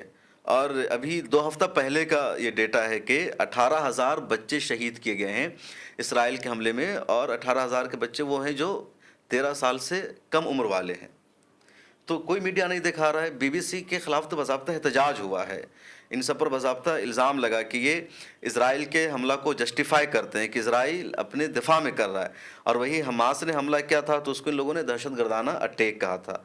तो ये मीडिया का फ़र्क पड़ता है, ये नैरेटिव का फ़र्क पड़ता है। मैंने उन लोगों को ये भी कहा कि अल जज़ीरा इस वजह से चल रहा है कि अल जज़ीरा को कतर की हुकूमत चला रही है, वरना आपके पास वो भी नहीं होता। सही। तो अगर आप भी चाहते हैं कि आपका नैरेटिव लोगों तक पहुँचे, आपका मिशन पहुँचे, सही खबर लोगों तक पहुँचे, तो आपको पैसा खर्च करना पड़ेगा, आपको मीडिया को सीरियस लेना होगा। मीडिया को आप सीरियस नहीं लेंगे तो आप तक सही खबर नहीं पहुँचेगी। अच्छा, मीडिया में ना चंद लफ्ज़ों का फ़र्क होता है। अभी आज तक की न्यूज़ एंकर अंजना ओम कश्यप के ख़िलाफ़ एक मामला सामने आया कि लखनऊ की अदालत ने केस करने का या FIR करने का आदेश दिया है। अब मामला क्या है, उसने तक़सीम को बताते हुए बड़े अच्छे अंदाज में कह दिया कि पाकिस्तान और भारत की तकसीम हुई और तकसीम का एजेंडा पूरा नहीं हुआ। 4 करोड़ मुसलमान भारत में रह रहे थे और 1 करोड़ से कम 90 लाख ही पाकिस्तान के बकिया यहीं रह गए। अब उसने तो सिर्फ इस तारीख को बताया, लेकिन उस तारीख के पीछे मेजॉरिटी समाज के दिलों में मुसलमानों के तई नफरत पैदा करना था कि मुसलमान जो 3 करोड़ यहाँ रह गए और 3 करोड़ से जो 30 करोड़ बन गए हैं, इनको पाकिस्तान जाना चाहिए था, पाकिस्तान क्यों नहीं गए? तो हमारे रिसोर्सेज पर, हमारे वसाइल पर इन्होंने कब्जा कर लिया। 10 मुसलमानों को या 2% मुसलमानों को अगर जॉब मिली तो 2% भी हमारा ही हक था। तो इस ये जो छोटी सी उनकी न्यूज़ है, ये जो शो है, उसके बैकग्राउंड में ये पूरा नफरत का एक एजेंडा है। तो इस तरह मीडिया अपना काम करता है, तो इसको काउंटर करना ज़रूरी है, इसके पस मंज़र में सही तारीख बताना ज़रूरी है, और वो उसी वक्त होगा जब आपके पास अपना मीडिया होगा। आपके व्यूअर्स जो हैं वो ज़्यादातर मुस्लिम्स हैं, क्या आपको लगता नहीं कि नॉन मुस्लिम्स ऑडियंस तक पहुंचना भी ज़रूरी है? वहां तक भी आपकी बात जो है पहुंचनी चाहिए। बिल्कुल ज़रूरी है वहाँ तक पहुँचना, और कंटेंट पे डिपेंड करता है। कुछ कंटेंट तो ऐसे होते हैं जो सिर्फ मुसलमानों तक पहुँचते हैं, लेकिन बहुत सारे ऐसे कंटेंट होते हैं जो नॉन मुस्लिम तक भी पहुँचते हैं। ख़ासतौर पर आपकी कोई वीडियो वायरल हो रही है, कोई कंटेंट वायरल हो रहा है, तो कमेंट्स को देखकर पता चल जाता है कि नॉन मुस्लिम तक भी कंटेंट जा रहा है। दूसरा क्या है कि सोशल मीडिया का जो एल्गोरिदम ऐसा हो गया है ना, कि जो आपकी वीडियो को देख रहा है उसी तक पहुंचाता है, या टॉपिक का भी मैटर करता है, इशू क्या है, टॉपिक क्या है। तो इस वजह से नॉन मुस्लिम तक उस तादाद में कंटेंट नहीं पहुंच रहा है जितना पहुंचना चाहिए था। लेकिन पहुंचे कैसे, उस पर काम करने की ज़रूरत है। हमें लगता है कुछ ऐसे आउटलेट की भी ज़रूरत है जहां हर तरह के व्यूवर्स हो, उसकी ख़ास पहचान भी न हो। तो मान लिया मिल्लत टाइम्स की अगर एक पहचान ये है कि मुसलमानों से रिलेटेड इश्यूज़ पर फोकस है, तो मैं चाहता हूँ कि एक मिल्लत टाइम्स काफ़ी नहीं, इस तरह के 15-20 आउटलेट हो जो कम्युनिटी के मीडिया कहलाएं, जो कम्युनिटी के लिए काम करें। उनमें से कुछ की पहचान ऐसी भी हो जो बिल्कुल सेंटर में है, उसकी कोई पहचान नहीं है, ताकि हर तरह और हर तरफ उसका कंटेंट पहुँचे। तो मुझे लगता है कंटेंट सब लोगों तक पहुँचना ज़रूरी है, उसके लिए काम करना ज़रूरी है, क्योंकि अगर नॉन मुस्लिम तक आपका कंटेंट नहीं पहुँचेगा तो फिर मकसद हल नहीं होगा। और नॉन मुस्लिम तक कंटेंट पहुंचाना ज़रूरी क्यों है कि हम जो कुछ कर रहे हैं उसमें वो भी शामिल हैं। हमारा जो मकसद है वो देश की तरक्की है, देश को एम्पावर करना है। देश मजबूत होगा, मुसलमान मजबूत होंगे। मुसलमानों के ख़िलाफ़ नफ़रत बढ़ेगी तो देश कमज़ोर होगा, क्योंकि देश का माहौल ख़राब होगा। तो मुसलमान और हिंदुओं में इत्तेहाद कैसे हो, मुसलमानों के बारे में अगर हम पॉजिटिव इमेज पैदा कर रहे हैं, जो नेगेटिविटी है उसको अगर हम काउंटर कर रहे हैं, तो उन्हीं लोगों के लिए कर रहे हैं ना। तो अगर उन लोगों तक बात नहीं पहुंचेगी तो फिर हमारा मकसद हल नहीं होगा। अब जो झूठ फैलाया जाता है या मुसलमानों को दिन रात बदनाम ही किया जाता है कि मुसलमान दहशतगर्द होते हैं, मुसलमान अपनी बीवियों का एहतराम नहीं करते हैं, इस्लाम में औरतों के लिए रिस्पेक्ट नहीं है, या एक नैरेटिव फैला हुआ है कि हर मुसलमान 2 शादी करता है। मतलब कि नैरेटिव फैला हुआ है। मैं एक बात बताऊं, पिछले साल करना की चाहिए बात नहीं है। करना चाहिए? एक अलग सवाल हो गया। करना चाहिए ज़रूर, इसमें क्या है, लेकिन ना करके इतना मुसलमान बदनाम है। अब मैं एक वाक़या बता रहा हूँ। लास्ट ईयर की बात है, मैं मुंबई में मुंब्रा एक इलाका है, तो वहाँ से एयरपोर्ट जा रहा था, और एयरपोर्ट के लिए मैंने एक टैक्सी बुक की ओला उबर से शायद। तो वो टैक्सी के ड्राइवर कर देख रहे, मुंब्रा का इलाका है, यहाँ 1 BHK का फ्लैट होता है और 1 BHK में 12-13 लोग रहते हैं। मैंने कहा कैसे 1 BHK में 12-13 लोग रहेंगे, कौन लोग होंगे 12-13? बोले यार सब आपको नहीं पता, हर एक की यहाँ 2 बीवी कम से कम, किसी की 3 बीवी भी होती है। उसके बाद बोला एक एक बीवी से मान लो 4-4 बच्चे, तो ये 4-4 8 4 12 हो गए। फिर मियाँ बीवी और उसके, तो बोले 12-15 लोग यहाँ इन 1 BHK में रहते हैं। मैंने कहा तुमको पता है कि एक मुसलमान 3 शादी करता है? बोले पता है, क्या कंफर्म है? मैंने कहाँ से तुमको पता चला? न्यूज़ से। बोले न्यूज़ से पता चला, व्हाट्सएप पर आता है। मैं बोला तुम चलो मेरे साथ, अगर इसमें से सिर्फ 10 लोग भी ऐसे मिल गए इस पूरे मुमरा में जिनकी 2 बीवी होगी, तो मैं तुम्हें 1 लाख रुपए दूंगा। बोले साहब आप पहली बार इस दुनिया में आए का, खबर नहीं देखते का, इसलिए तो इनके खिलाफ इतना एक्शन है, इतनी जो भीड़, इतनी जो आबादी है कि मुसलमान इतनी शादियाँ करते। तो ये मुसलमानों- प्रोपेगेंडा का असर ये है दूसरे प्रोपेगेंडा का कम्युनिटी असर में है दूसरी कम्युनिटी में कि मुसलमान 2 शादियां करता है। मतलब मुसलमानों को लेके परसेप्शन बना लिया है कि कि ये इंडिया सोच में जो पॉपुलेशन इशू है तो उसके लिए जिम्मेदार मुसलमान मुसलमान है। है। ये बना दिया गया, ये एजेंडा बना दिया गया कि मुसलमानों की जो आबादी है लगातार बढ़ रही है। मतलब इंडिया में जो कुछ भी प्रॉब्लम है ना, मतलब महंगाई बढ़ रही है, एजुकेशन की शरह कम है या माहौल ठीक ठाक नहीं, तो आजकल तो जिम्मेदार मुसलमान आजकल है। हर चीज़ों को तो जिहाद से जोड़ ही देते हैं जी। वेजिटेबल जिहाद, लैंड जिहाद, तो और भी कई तरह की जिहाद चल रहे हैं, लव जिहाद।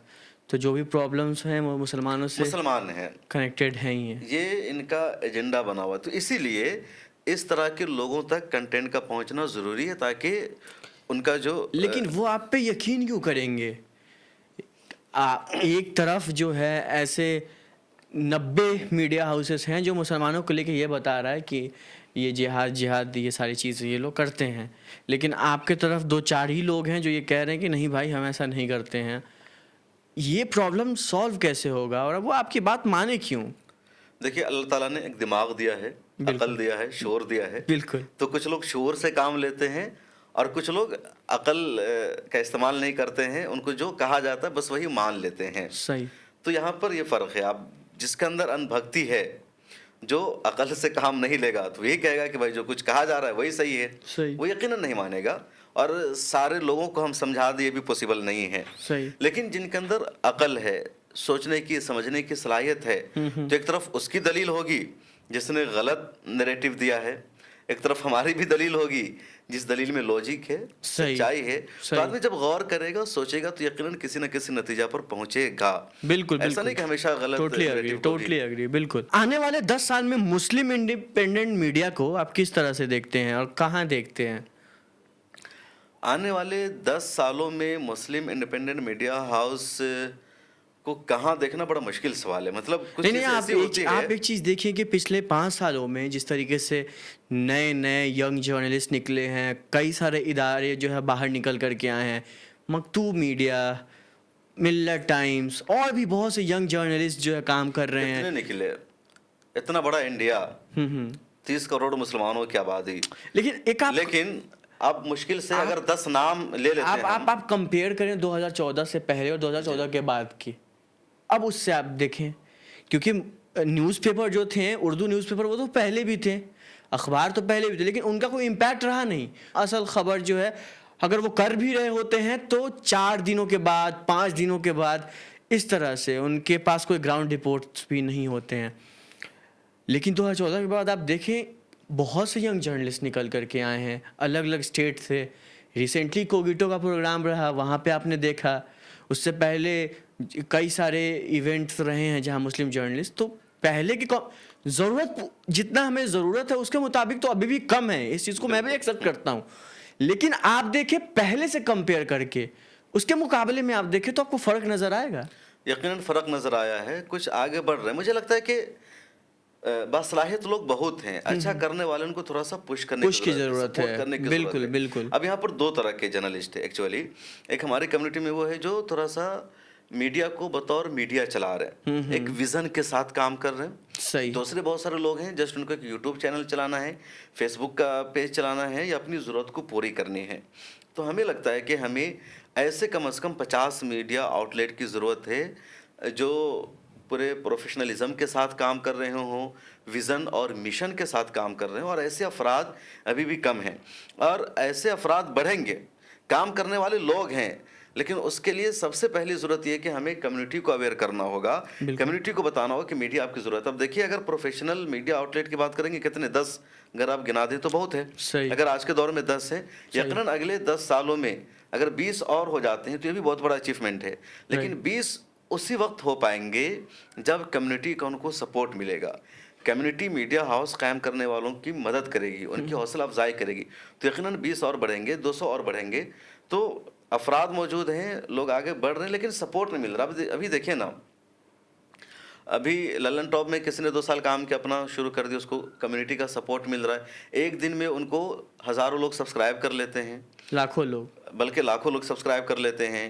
इसी तरह जिस्ट से एक ने शुरू किया, उसको हज़ारों लाखों लोगों ने सब्सक्राइब कर लिया। और उसी में एक बड़ा नाम आरफा खानम शेरवानी का, द वायर उन्होंने छोड़ा। इतना बड़ा नाम, उनके नाम के मुकाबले में जितने थे उनकी कोई वैल्यू नहीं, हालांकि उनकी अपनी काबिलियत अपनी पहचान जगह है ना। लेकिन आरफा खानम ने भी अपने यूट्यूब चैनल का लिंक डाला, ट्विटर पर, इंस्टाग्राम पर, हर जगह ऐलान किया, तो 20-22 हज़ार से ज़्यादा उनके सब्सक्राइबर्स नहीं हो सके। जब रवीश कुमार ने उनके चैनल का लिंक अपने यूट्यूब के कम्युनिटी पोस्ट में डाला, तब उनके सब्सक्राइबर बढ़े और 1 लाख से ऊपर गए। तो कम्युनिटी का मीडिया आगे बढ़े, कम्युनिटी को लोग अपना इंडिपेंडेंट प्लेटफॉर्म बनाए, ये कम्युनिटी में ज़्यादा इसका जज्बा नहीं पाया जा रहा था। अच्छा, ऐसा क्या है कि कम्युनिटी के पास, ऐसा नहीं है कि बहुत कमी है, क्योंकि कहीं पे कोई क्राइसिस होता है, कहीं पे कोई रॉइट्स होते हैं एंटी मुस्लिम, या कुछ लिंचिंग की चीज़ें होती हैं, तो कम्युनिटी की तरफ से पूरी मदद की जाती है। एक एक दिन में 10-10 लाख रुपए तक जो है रेज़ होते हैं, उन तक मदद पहुंच जाती है। लेकिन यहाँ पे क्या प्रॉब्लम है, क्या लैक हो रहा है जिसके वजह से कम्युनिटी के तरफ से मीडिया में इंटरेस्ट नहीं लिया जा रहा है? प्रॉब्लम कहाँ है? बिल्कुल, बहुत अच्छा सवाल है। और असल होता है प्रायोरिटी या आपकी तरजीहात। तो कम्युनिटी ने मीडिया को अभी तक सीरियस नहीं लिया है, वरना नो डाउट कि हिंदुस्तान में और पूरी दुनिया में सबसे ज़्यादा अगर कोई कम्युनिटी खर्च करती है, सबसे ज़्यादा सोशल वर्क में किसी कम्युनिटी का, किसी कौम का पैसा जाता है तो मुसलमान है।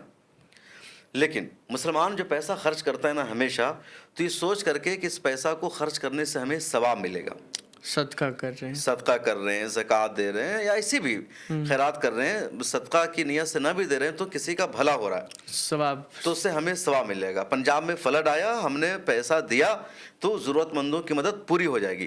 तो ये कॉन्सेप्ट है मुसलमानों के ज़हन में कि जहाँ पैसा लगा रहे हैं तो उसका रिटर्न आपको सवाब मिलना चाहिए, भलाई होनी चाहिए।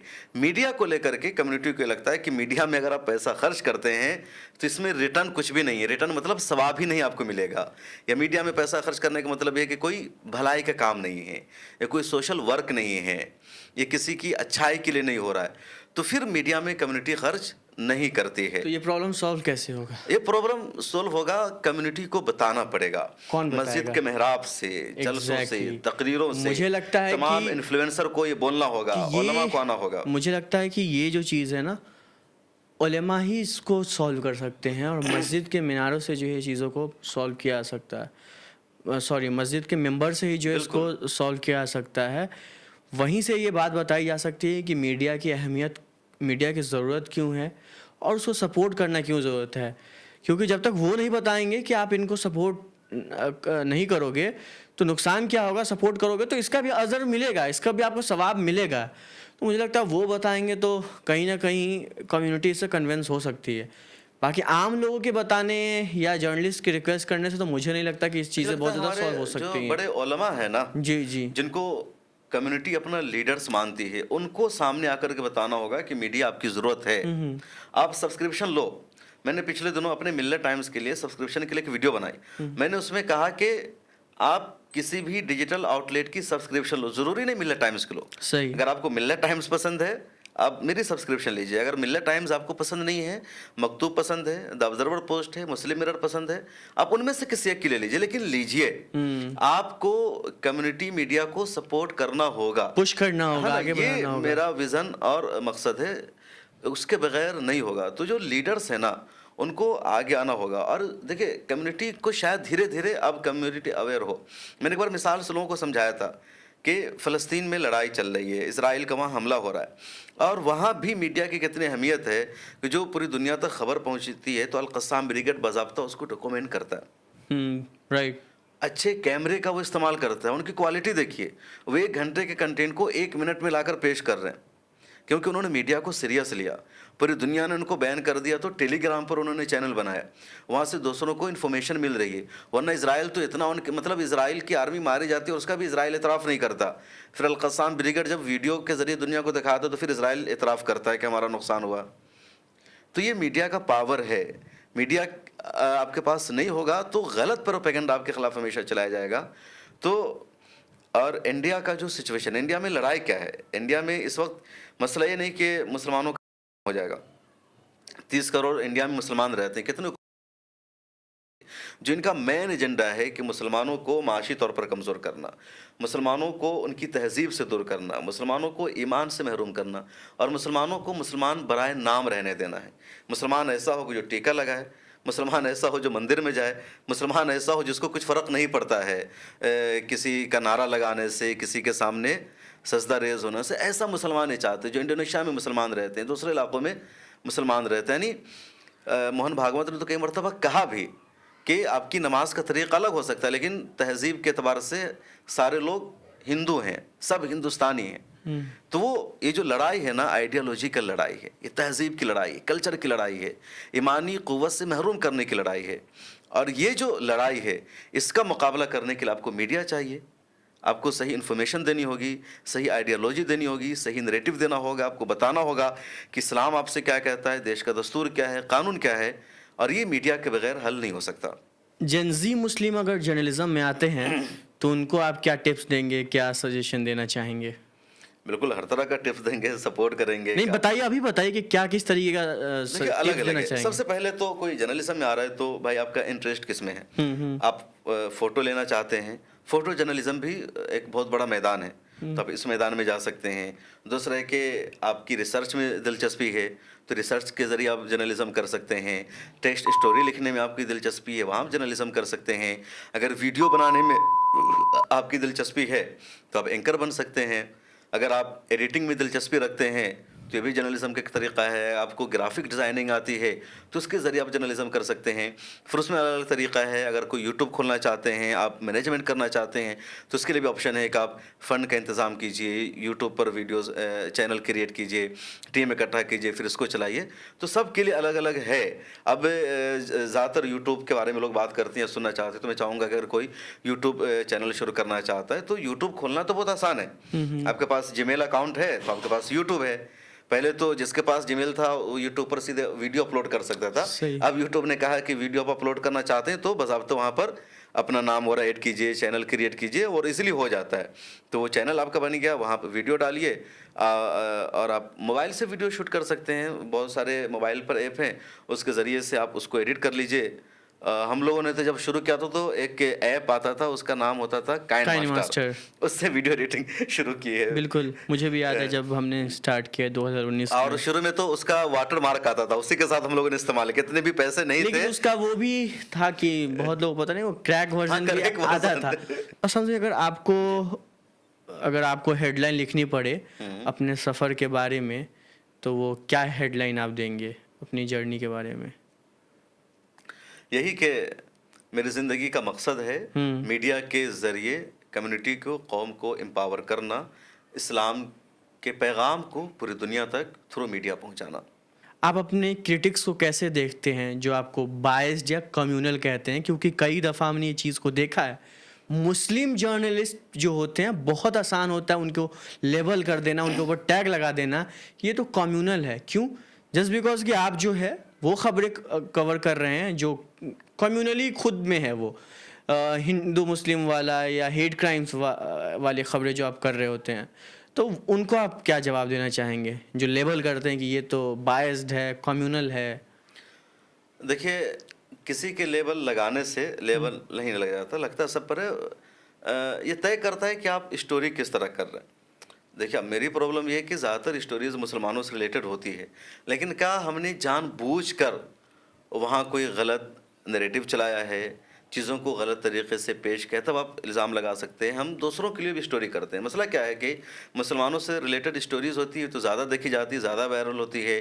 दलितों के मसले पर स्टोरीज़ है, दूसरे इश्यूज़ पर स्टोरी है, तो वो उतनी वायरल नहीं हो पाती, तो लोग इल्ज़ाम लगा देते हैं। एक और मसला क्या है, जितने इस तरह के लेबल लगाने वाले हैं ना, ये लोग चाहते क्या है कि मुसलमानों की खबर वो सिर्फ वो दिखाएं, मतलब मुसलमानों के बारे में वही खबर दिखाई जाए जो वो चाहते हैं, या मुसलमानों के मसले पर वो बात करें, मुसलमानों के इश्यूज़ को वो उठाएं, मुसलमानों के इश्यूज़ को ना उठाएं, मुसलमान जर्नलिज्म के मैदान में आगे ना बढ़े। जिस तरह से सियासत में वो चाहते हैं कि मुसलमान सियासत ना करें, दूसरे लोग मुसलमानों की सियासत करें, तो यही जर्नलिज्म का मैदान है और यहाँ ये लोग लेबल लगा देते हैं। लेकिन क्या है कि लेबल लगाने से कुछ फ़र्क नहीं पड़ता। हम जो काम कर रहे हैं वो आपको खुश करने के लिए नहीं, ना आपसे अवार्ड लेने के लिए, ना आपसे सर्टिफिकेट लेने के लिए।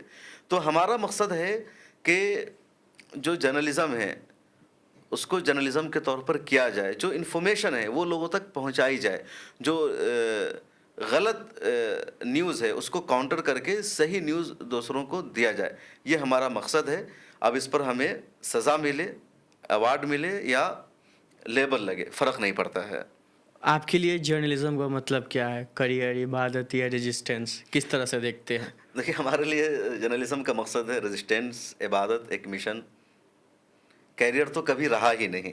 अगर कैरियर रहता तो मैं जर्नलिज्म का कोर्स करता। कैरियर अगर रहता तो मैं किसी बड़े मीडिया हाउस में काम करने जाता, पैसा कमाता। अच्छा, मुझे कई मरतबा एंकर बनने का मौका मिला, वो करता, लेकिन मैंने इसको कैरियर बनाया ही नहीं, ना अभी भी ये है। बहुत इंटरेस्टिंग बात है कि आपका जर्न ये तो मैं भूल ही गया पूछना, आपका तो जर्नलिज्म बैकग्राउंड भी नहीं रहा है। बिल्कुल। उसके बाद भी आपने एक ऐसा मीडिया ऑर्गेनाइजेशन आप चला रहे हैं जो मुसलमानों का सबसे बड़ा मीडिया आउटलेट है। गांव-गांव में देखे जाने वाले शम्स तबरेज़ साहब यहाँ मौजूद हैं, मुफ्ती साहब हमारे। हर जगह आपको देखा जाता है, जाना जाता है। सबसे बड़ा मीडिया आउटलेट है, 2 मिलियन सब्सक्राइबर तक आप पहुंचने वाले हैं, पहले से मुबारकबाद आपको। शुक्रिया। तो एक जर्नलिज्म का बैकग्राउंड ना होने की वजह से कभी ऐसा लगा कि काश में इसका कोर्स भी किया होता, एक हमारे पास डिग्री भी होती, ये कभी ख्याल आया? शुरू में ख्याल आया था, जी। लेकिन जब कई जर्नलिज्म की डिग्री रखने वाले हमारे पास आए, उन्होंने काम किया, तो मुझे लगा कि उनसे ज़्यादा तो एक्सपीरियंस और नॉलेज। एक्सपीरियंस हो चुका है, ऐसी कोई ज़रूरत नहीं है। और बाद में मैंने देखा कि कई ऐसे बड़े बड़े जर्नलिस्ट हैं, उन्होंने कोई कोर्स नहीं किया। जर्नलिज्म के लिए ज़रूरी है आपके पास एक्सपीरियंस हो, जज्बा हो, जुनून हो, हिम्मत हो, हौसला हो, तो आप काम कर सकते हैं। सही। आज कोर्स आया है, आज लोग डिग्री ले रहे हैं, पहले तो लोगों ने ऐसे ही काम किया है और उनका बड़ा बड़ा नाम है।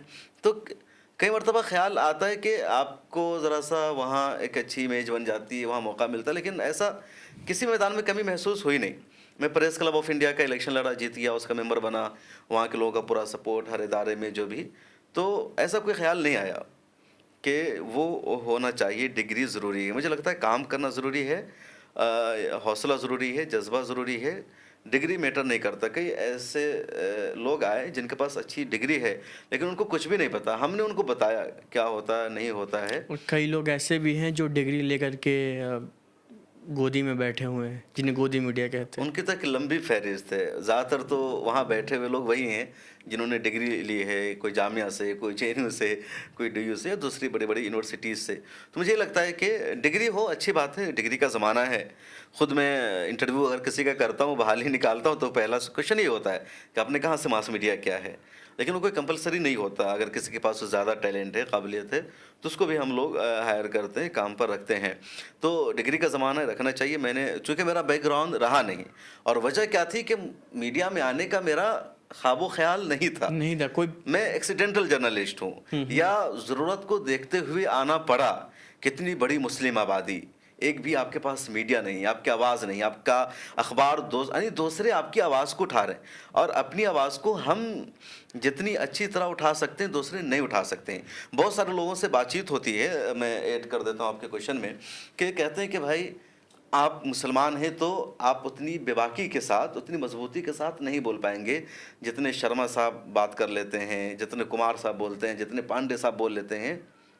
तो वो जब मुसलमानों की आवाज़ को उठाते हैं, वो जब मुसलमानों के मुद्दों पर बोलते हैं, तो ज़्यादा उनको सुना जाता है, ज़्यादा फ़र्क पड़ता है। आपके बोलने का कुछ फ़ायदा नहीं, तो क्यों मुस्लिम मीडिया हाउस? ये भी एक सवाल होता है। तो उनका मेरा जवाब ये होता है कि देखिए, कुछ मसले ऐसे हैं यकीनन जहां वो अच्छी तरह आपकी आवाज़ उठा सकते हैं, आपके मुद्दों पर बोल सकते हैं, लेकिन तमाम मसलों में वो आपके मुद्दे पर नहीं बोल सकते। अब कुछ ऐसे टर्म हैं, कुछ ऐसे मसाइल हैं जिस पर जितनी अच्छी पकड़ एक मुसलमान जर्नलिस्ट की होगी, उनकी नहीं होगी। कुछ मसला आइडियोलॉजी का होगा, वहाँ पर वो चुप हो जाएंगे। तो ऐसे मौका पर ज़रूरी होता है कि आपके पास ऐसे जर्नलिस्ट हों जो आपके मसाइल को जानते हों, जिनको चीज़ों का शोर हो। इफ्तिखार गिलानी साहब का मैंने कई बार हवाला दिया, बड़े मशहूर जर्नलिस्ट हैं, अभी तुर्की में हैं। तो वो एक बड़े न्यूज़पेपर में काम कर रहे थे, तो एक बार उन्होंने कहा कि शम्स, जो बड़े मीडिया हाउसेस में काम करते हैं ना, जो हम देखते हैं कि वो मुसलमानों के ख़िलाफ़ ख़बरें आती है, तो 50% तो लोग जानबूझकर नेगेटिव खबर चलाते हैं, और 50% 50% को रीज़न पता ही ये नहीं भी है कि होता उनको है। पता ही नहीं इश्यूज़ क्या है। और जब कोई इशू आता है तलाक का आया, खुला का आया या हमास का आया या किसी भी मुसलमानों से रिलेटेड इशू का आया, कुरान का आया, हुजूर सल्लल्लाहु अलैहि वसल्लम की शख्सियत का आया, तो गूगल करते हैं और वहाँ पर जो उल्टी सीधी चीज़ें मिली उसी को वो लिख डालते हैं। तो ये भी वजह है। तो आपके पास ऐसे जर्नलिस्ट होना ज़रूरी है जिनको चीज़ों का इल्म हो, सही शोर हो, तब वो अच्छी जर्नलिज्म करेंगे। अब मेरे पास कई ऐसे नौजवान आए जो हमारे साथ काम कर रहे हैं। अब वो दूसरे मीडिया हाउसेस में काम कर रहे हैं तो उनको पता ही नहीं मिल्लत के मसाइल क्या हैं, भारत में कितनी मिल्ली तंजीमें हैं, सही। मुसलमानों के कोर इश्यूज़ क्या हैं, वफ़ का मसला क्या होता है। तो ये सारे जो ऐसे मसाइल हैं ना जिसको एक मुसलमान जर्नलिस्ट जितनी अच्छे से एक्सप्लेन कर सकता है दूसरा नहीं कर सकता। फ़लस्तीन का मसला चल रहा है तो मुझे उसकी मिसाल मजबूरी में देनी पड़ रही है कि 7 अक्टूबर को जब हमास ने इज़राइल पर अटैक किया तो ऐसे कई बड़े बड़े जर्नलिस्ट जिनको मुसलमान अपना आइडियल मानते हैं, मुसलमान आप उनकी नाम भी खबरों ले को सकते हैं। सुनते हैं, मैं नाम मतलब एहतियातन नहीं ले रहा हूँ, उन सब ने हमास को टेररिस्ट ऑर्गेनाइजेशन लिखा। इस हमले को उन्होंने दहशतगर्दाना हमला लिखा। ये देखे बगैर कि इन्होंने जवाबी हमला किया। 70 सालों से इज़राइल का गज़ा पर हमला होता रहा है, ओपन जेल बना रखा है। तो यहीं पर एक नैरेटिव होता है जहाँ पर आपके पास ऐसे अफराद होना चाहिए। कल की बात है, एक न्यूज़ आउटलेट ने जिसको एक तरह से सेकुलर आउटलेट माना जाता है, उसने लिखा कि यरूशलेम में दहशतगर्दाना हमला हुआ, जबकि 2 फ़लस्तीनियों ने हमला किया। उसको आप गनमैन ज़्यादा कह सकते हैं जो इंटरनेशनल स्टैंडर्ड है। आतंकी हमला तो कहने का कुछ मतलब ही नहीं होता क्योंकि अपने आज़ादी की लड़ाई वो लड़ रहे हैं। या एक स्टोरी आपके यहाँ से है और बहुत अच्छी स्टोरी थी कि इंडिया का झंडा है और उस पर आपने अल्लाह अकबर लिखा हुआ, तो उसको कह दिया कि इंडिया के झंडे का अपमान हुआ, उसकी तय हुई नहीं हुई। इंडिया के झंडे को वो बहुत सारे इंडिया लोगों का ने इस्तेमाल कर झंडा रखा है। तब होता जब उसके ऊपर जो है वो चक्र, हाँ, लगा अशोक रहा है। चक्र होता। अशोक चक्र के बगैर जो है वो तिरंगा हुआ ही नहीं, वो 3 रंग वाला जो है फ्लैग हुआ। उसको नेशनल फ्लैग मानेंगे ही नहीं। बिल्कुल। नेशनल फ्लैग तब मानेंगे जब उस पर अशोक अशोक चक्र चक्र होगा। होगा। उसके बगैर तो आप उसको कुछ भी कह लें। अब उसको कह दिया कि उसके ये ऊपर इंडिया का, उसका कि इंडिया के फ्लैग का जो है, तो ये चीज़ें हैं बिल्कुल। यही चीज़ें, यही बारीकी होती है। तो ये और ये इस तरह की चीज़ें इधर से बहुत आती है, लेकिन जो आम लोग हैं ना उनको एहसास नहीं होता। उनको बस ये है कि नरेंद्र मोदी के खिलाफ 30 मिनट की एक वीडियो बन गई है, बीजेपी के खिलाफ इन्होंने बोल दिया तो बहुत अच्छी स्टोरी आ गई और मुसलमानों के हक में इन्होंने बोल दिया। तो कुछ ऐसी चीज़ें जिसका ताल्लुक नैरेटिव से, जिसका ताल्लुक मिशन से, एजेंडा से है। और मुसलमान जर्नलिस्ट, पढ़े लिखे जर्नलिस्ट जितना अच्छा उसको कर सकते हैं दूसरे नहीं कर सकते। तो इसलिए इस तरह के डिजिटल आउटलेट की ज़रूरत है। और मैं जो खुद आया हूँ इसीलिए क्योंकि मैंने देखा कि ठीक है बड़े बड़े जर्नलिस्ट हैं, आपकी आवाज़ उठा रहे हैं, सेकुलर उनकी इमेज है, लेकिन इन मामलों में वो आपके मुद्दे को नहीं एक्सप्लेन कर पाएंगे। सही समझे। बहुत बहुत शुक्रिया अपना वक्त देने के लिए। काफ़ी इंटरेस्टिंग रही हमारी बातचीत। बहुत बहुत शुक्रिया। बहुत शुक्रिया आपका भी, और मेरी तमन्ना है कि आप आगे बढ़ें, इसी तरह पॉडकास्ट करते रहें। बहुत शुक्रिया और फिर से शुक्रिया मुझे इतनी अहम पॉडकास्ट में बुलाने के लिए। अरे जज़ाकल्लाह खैर।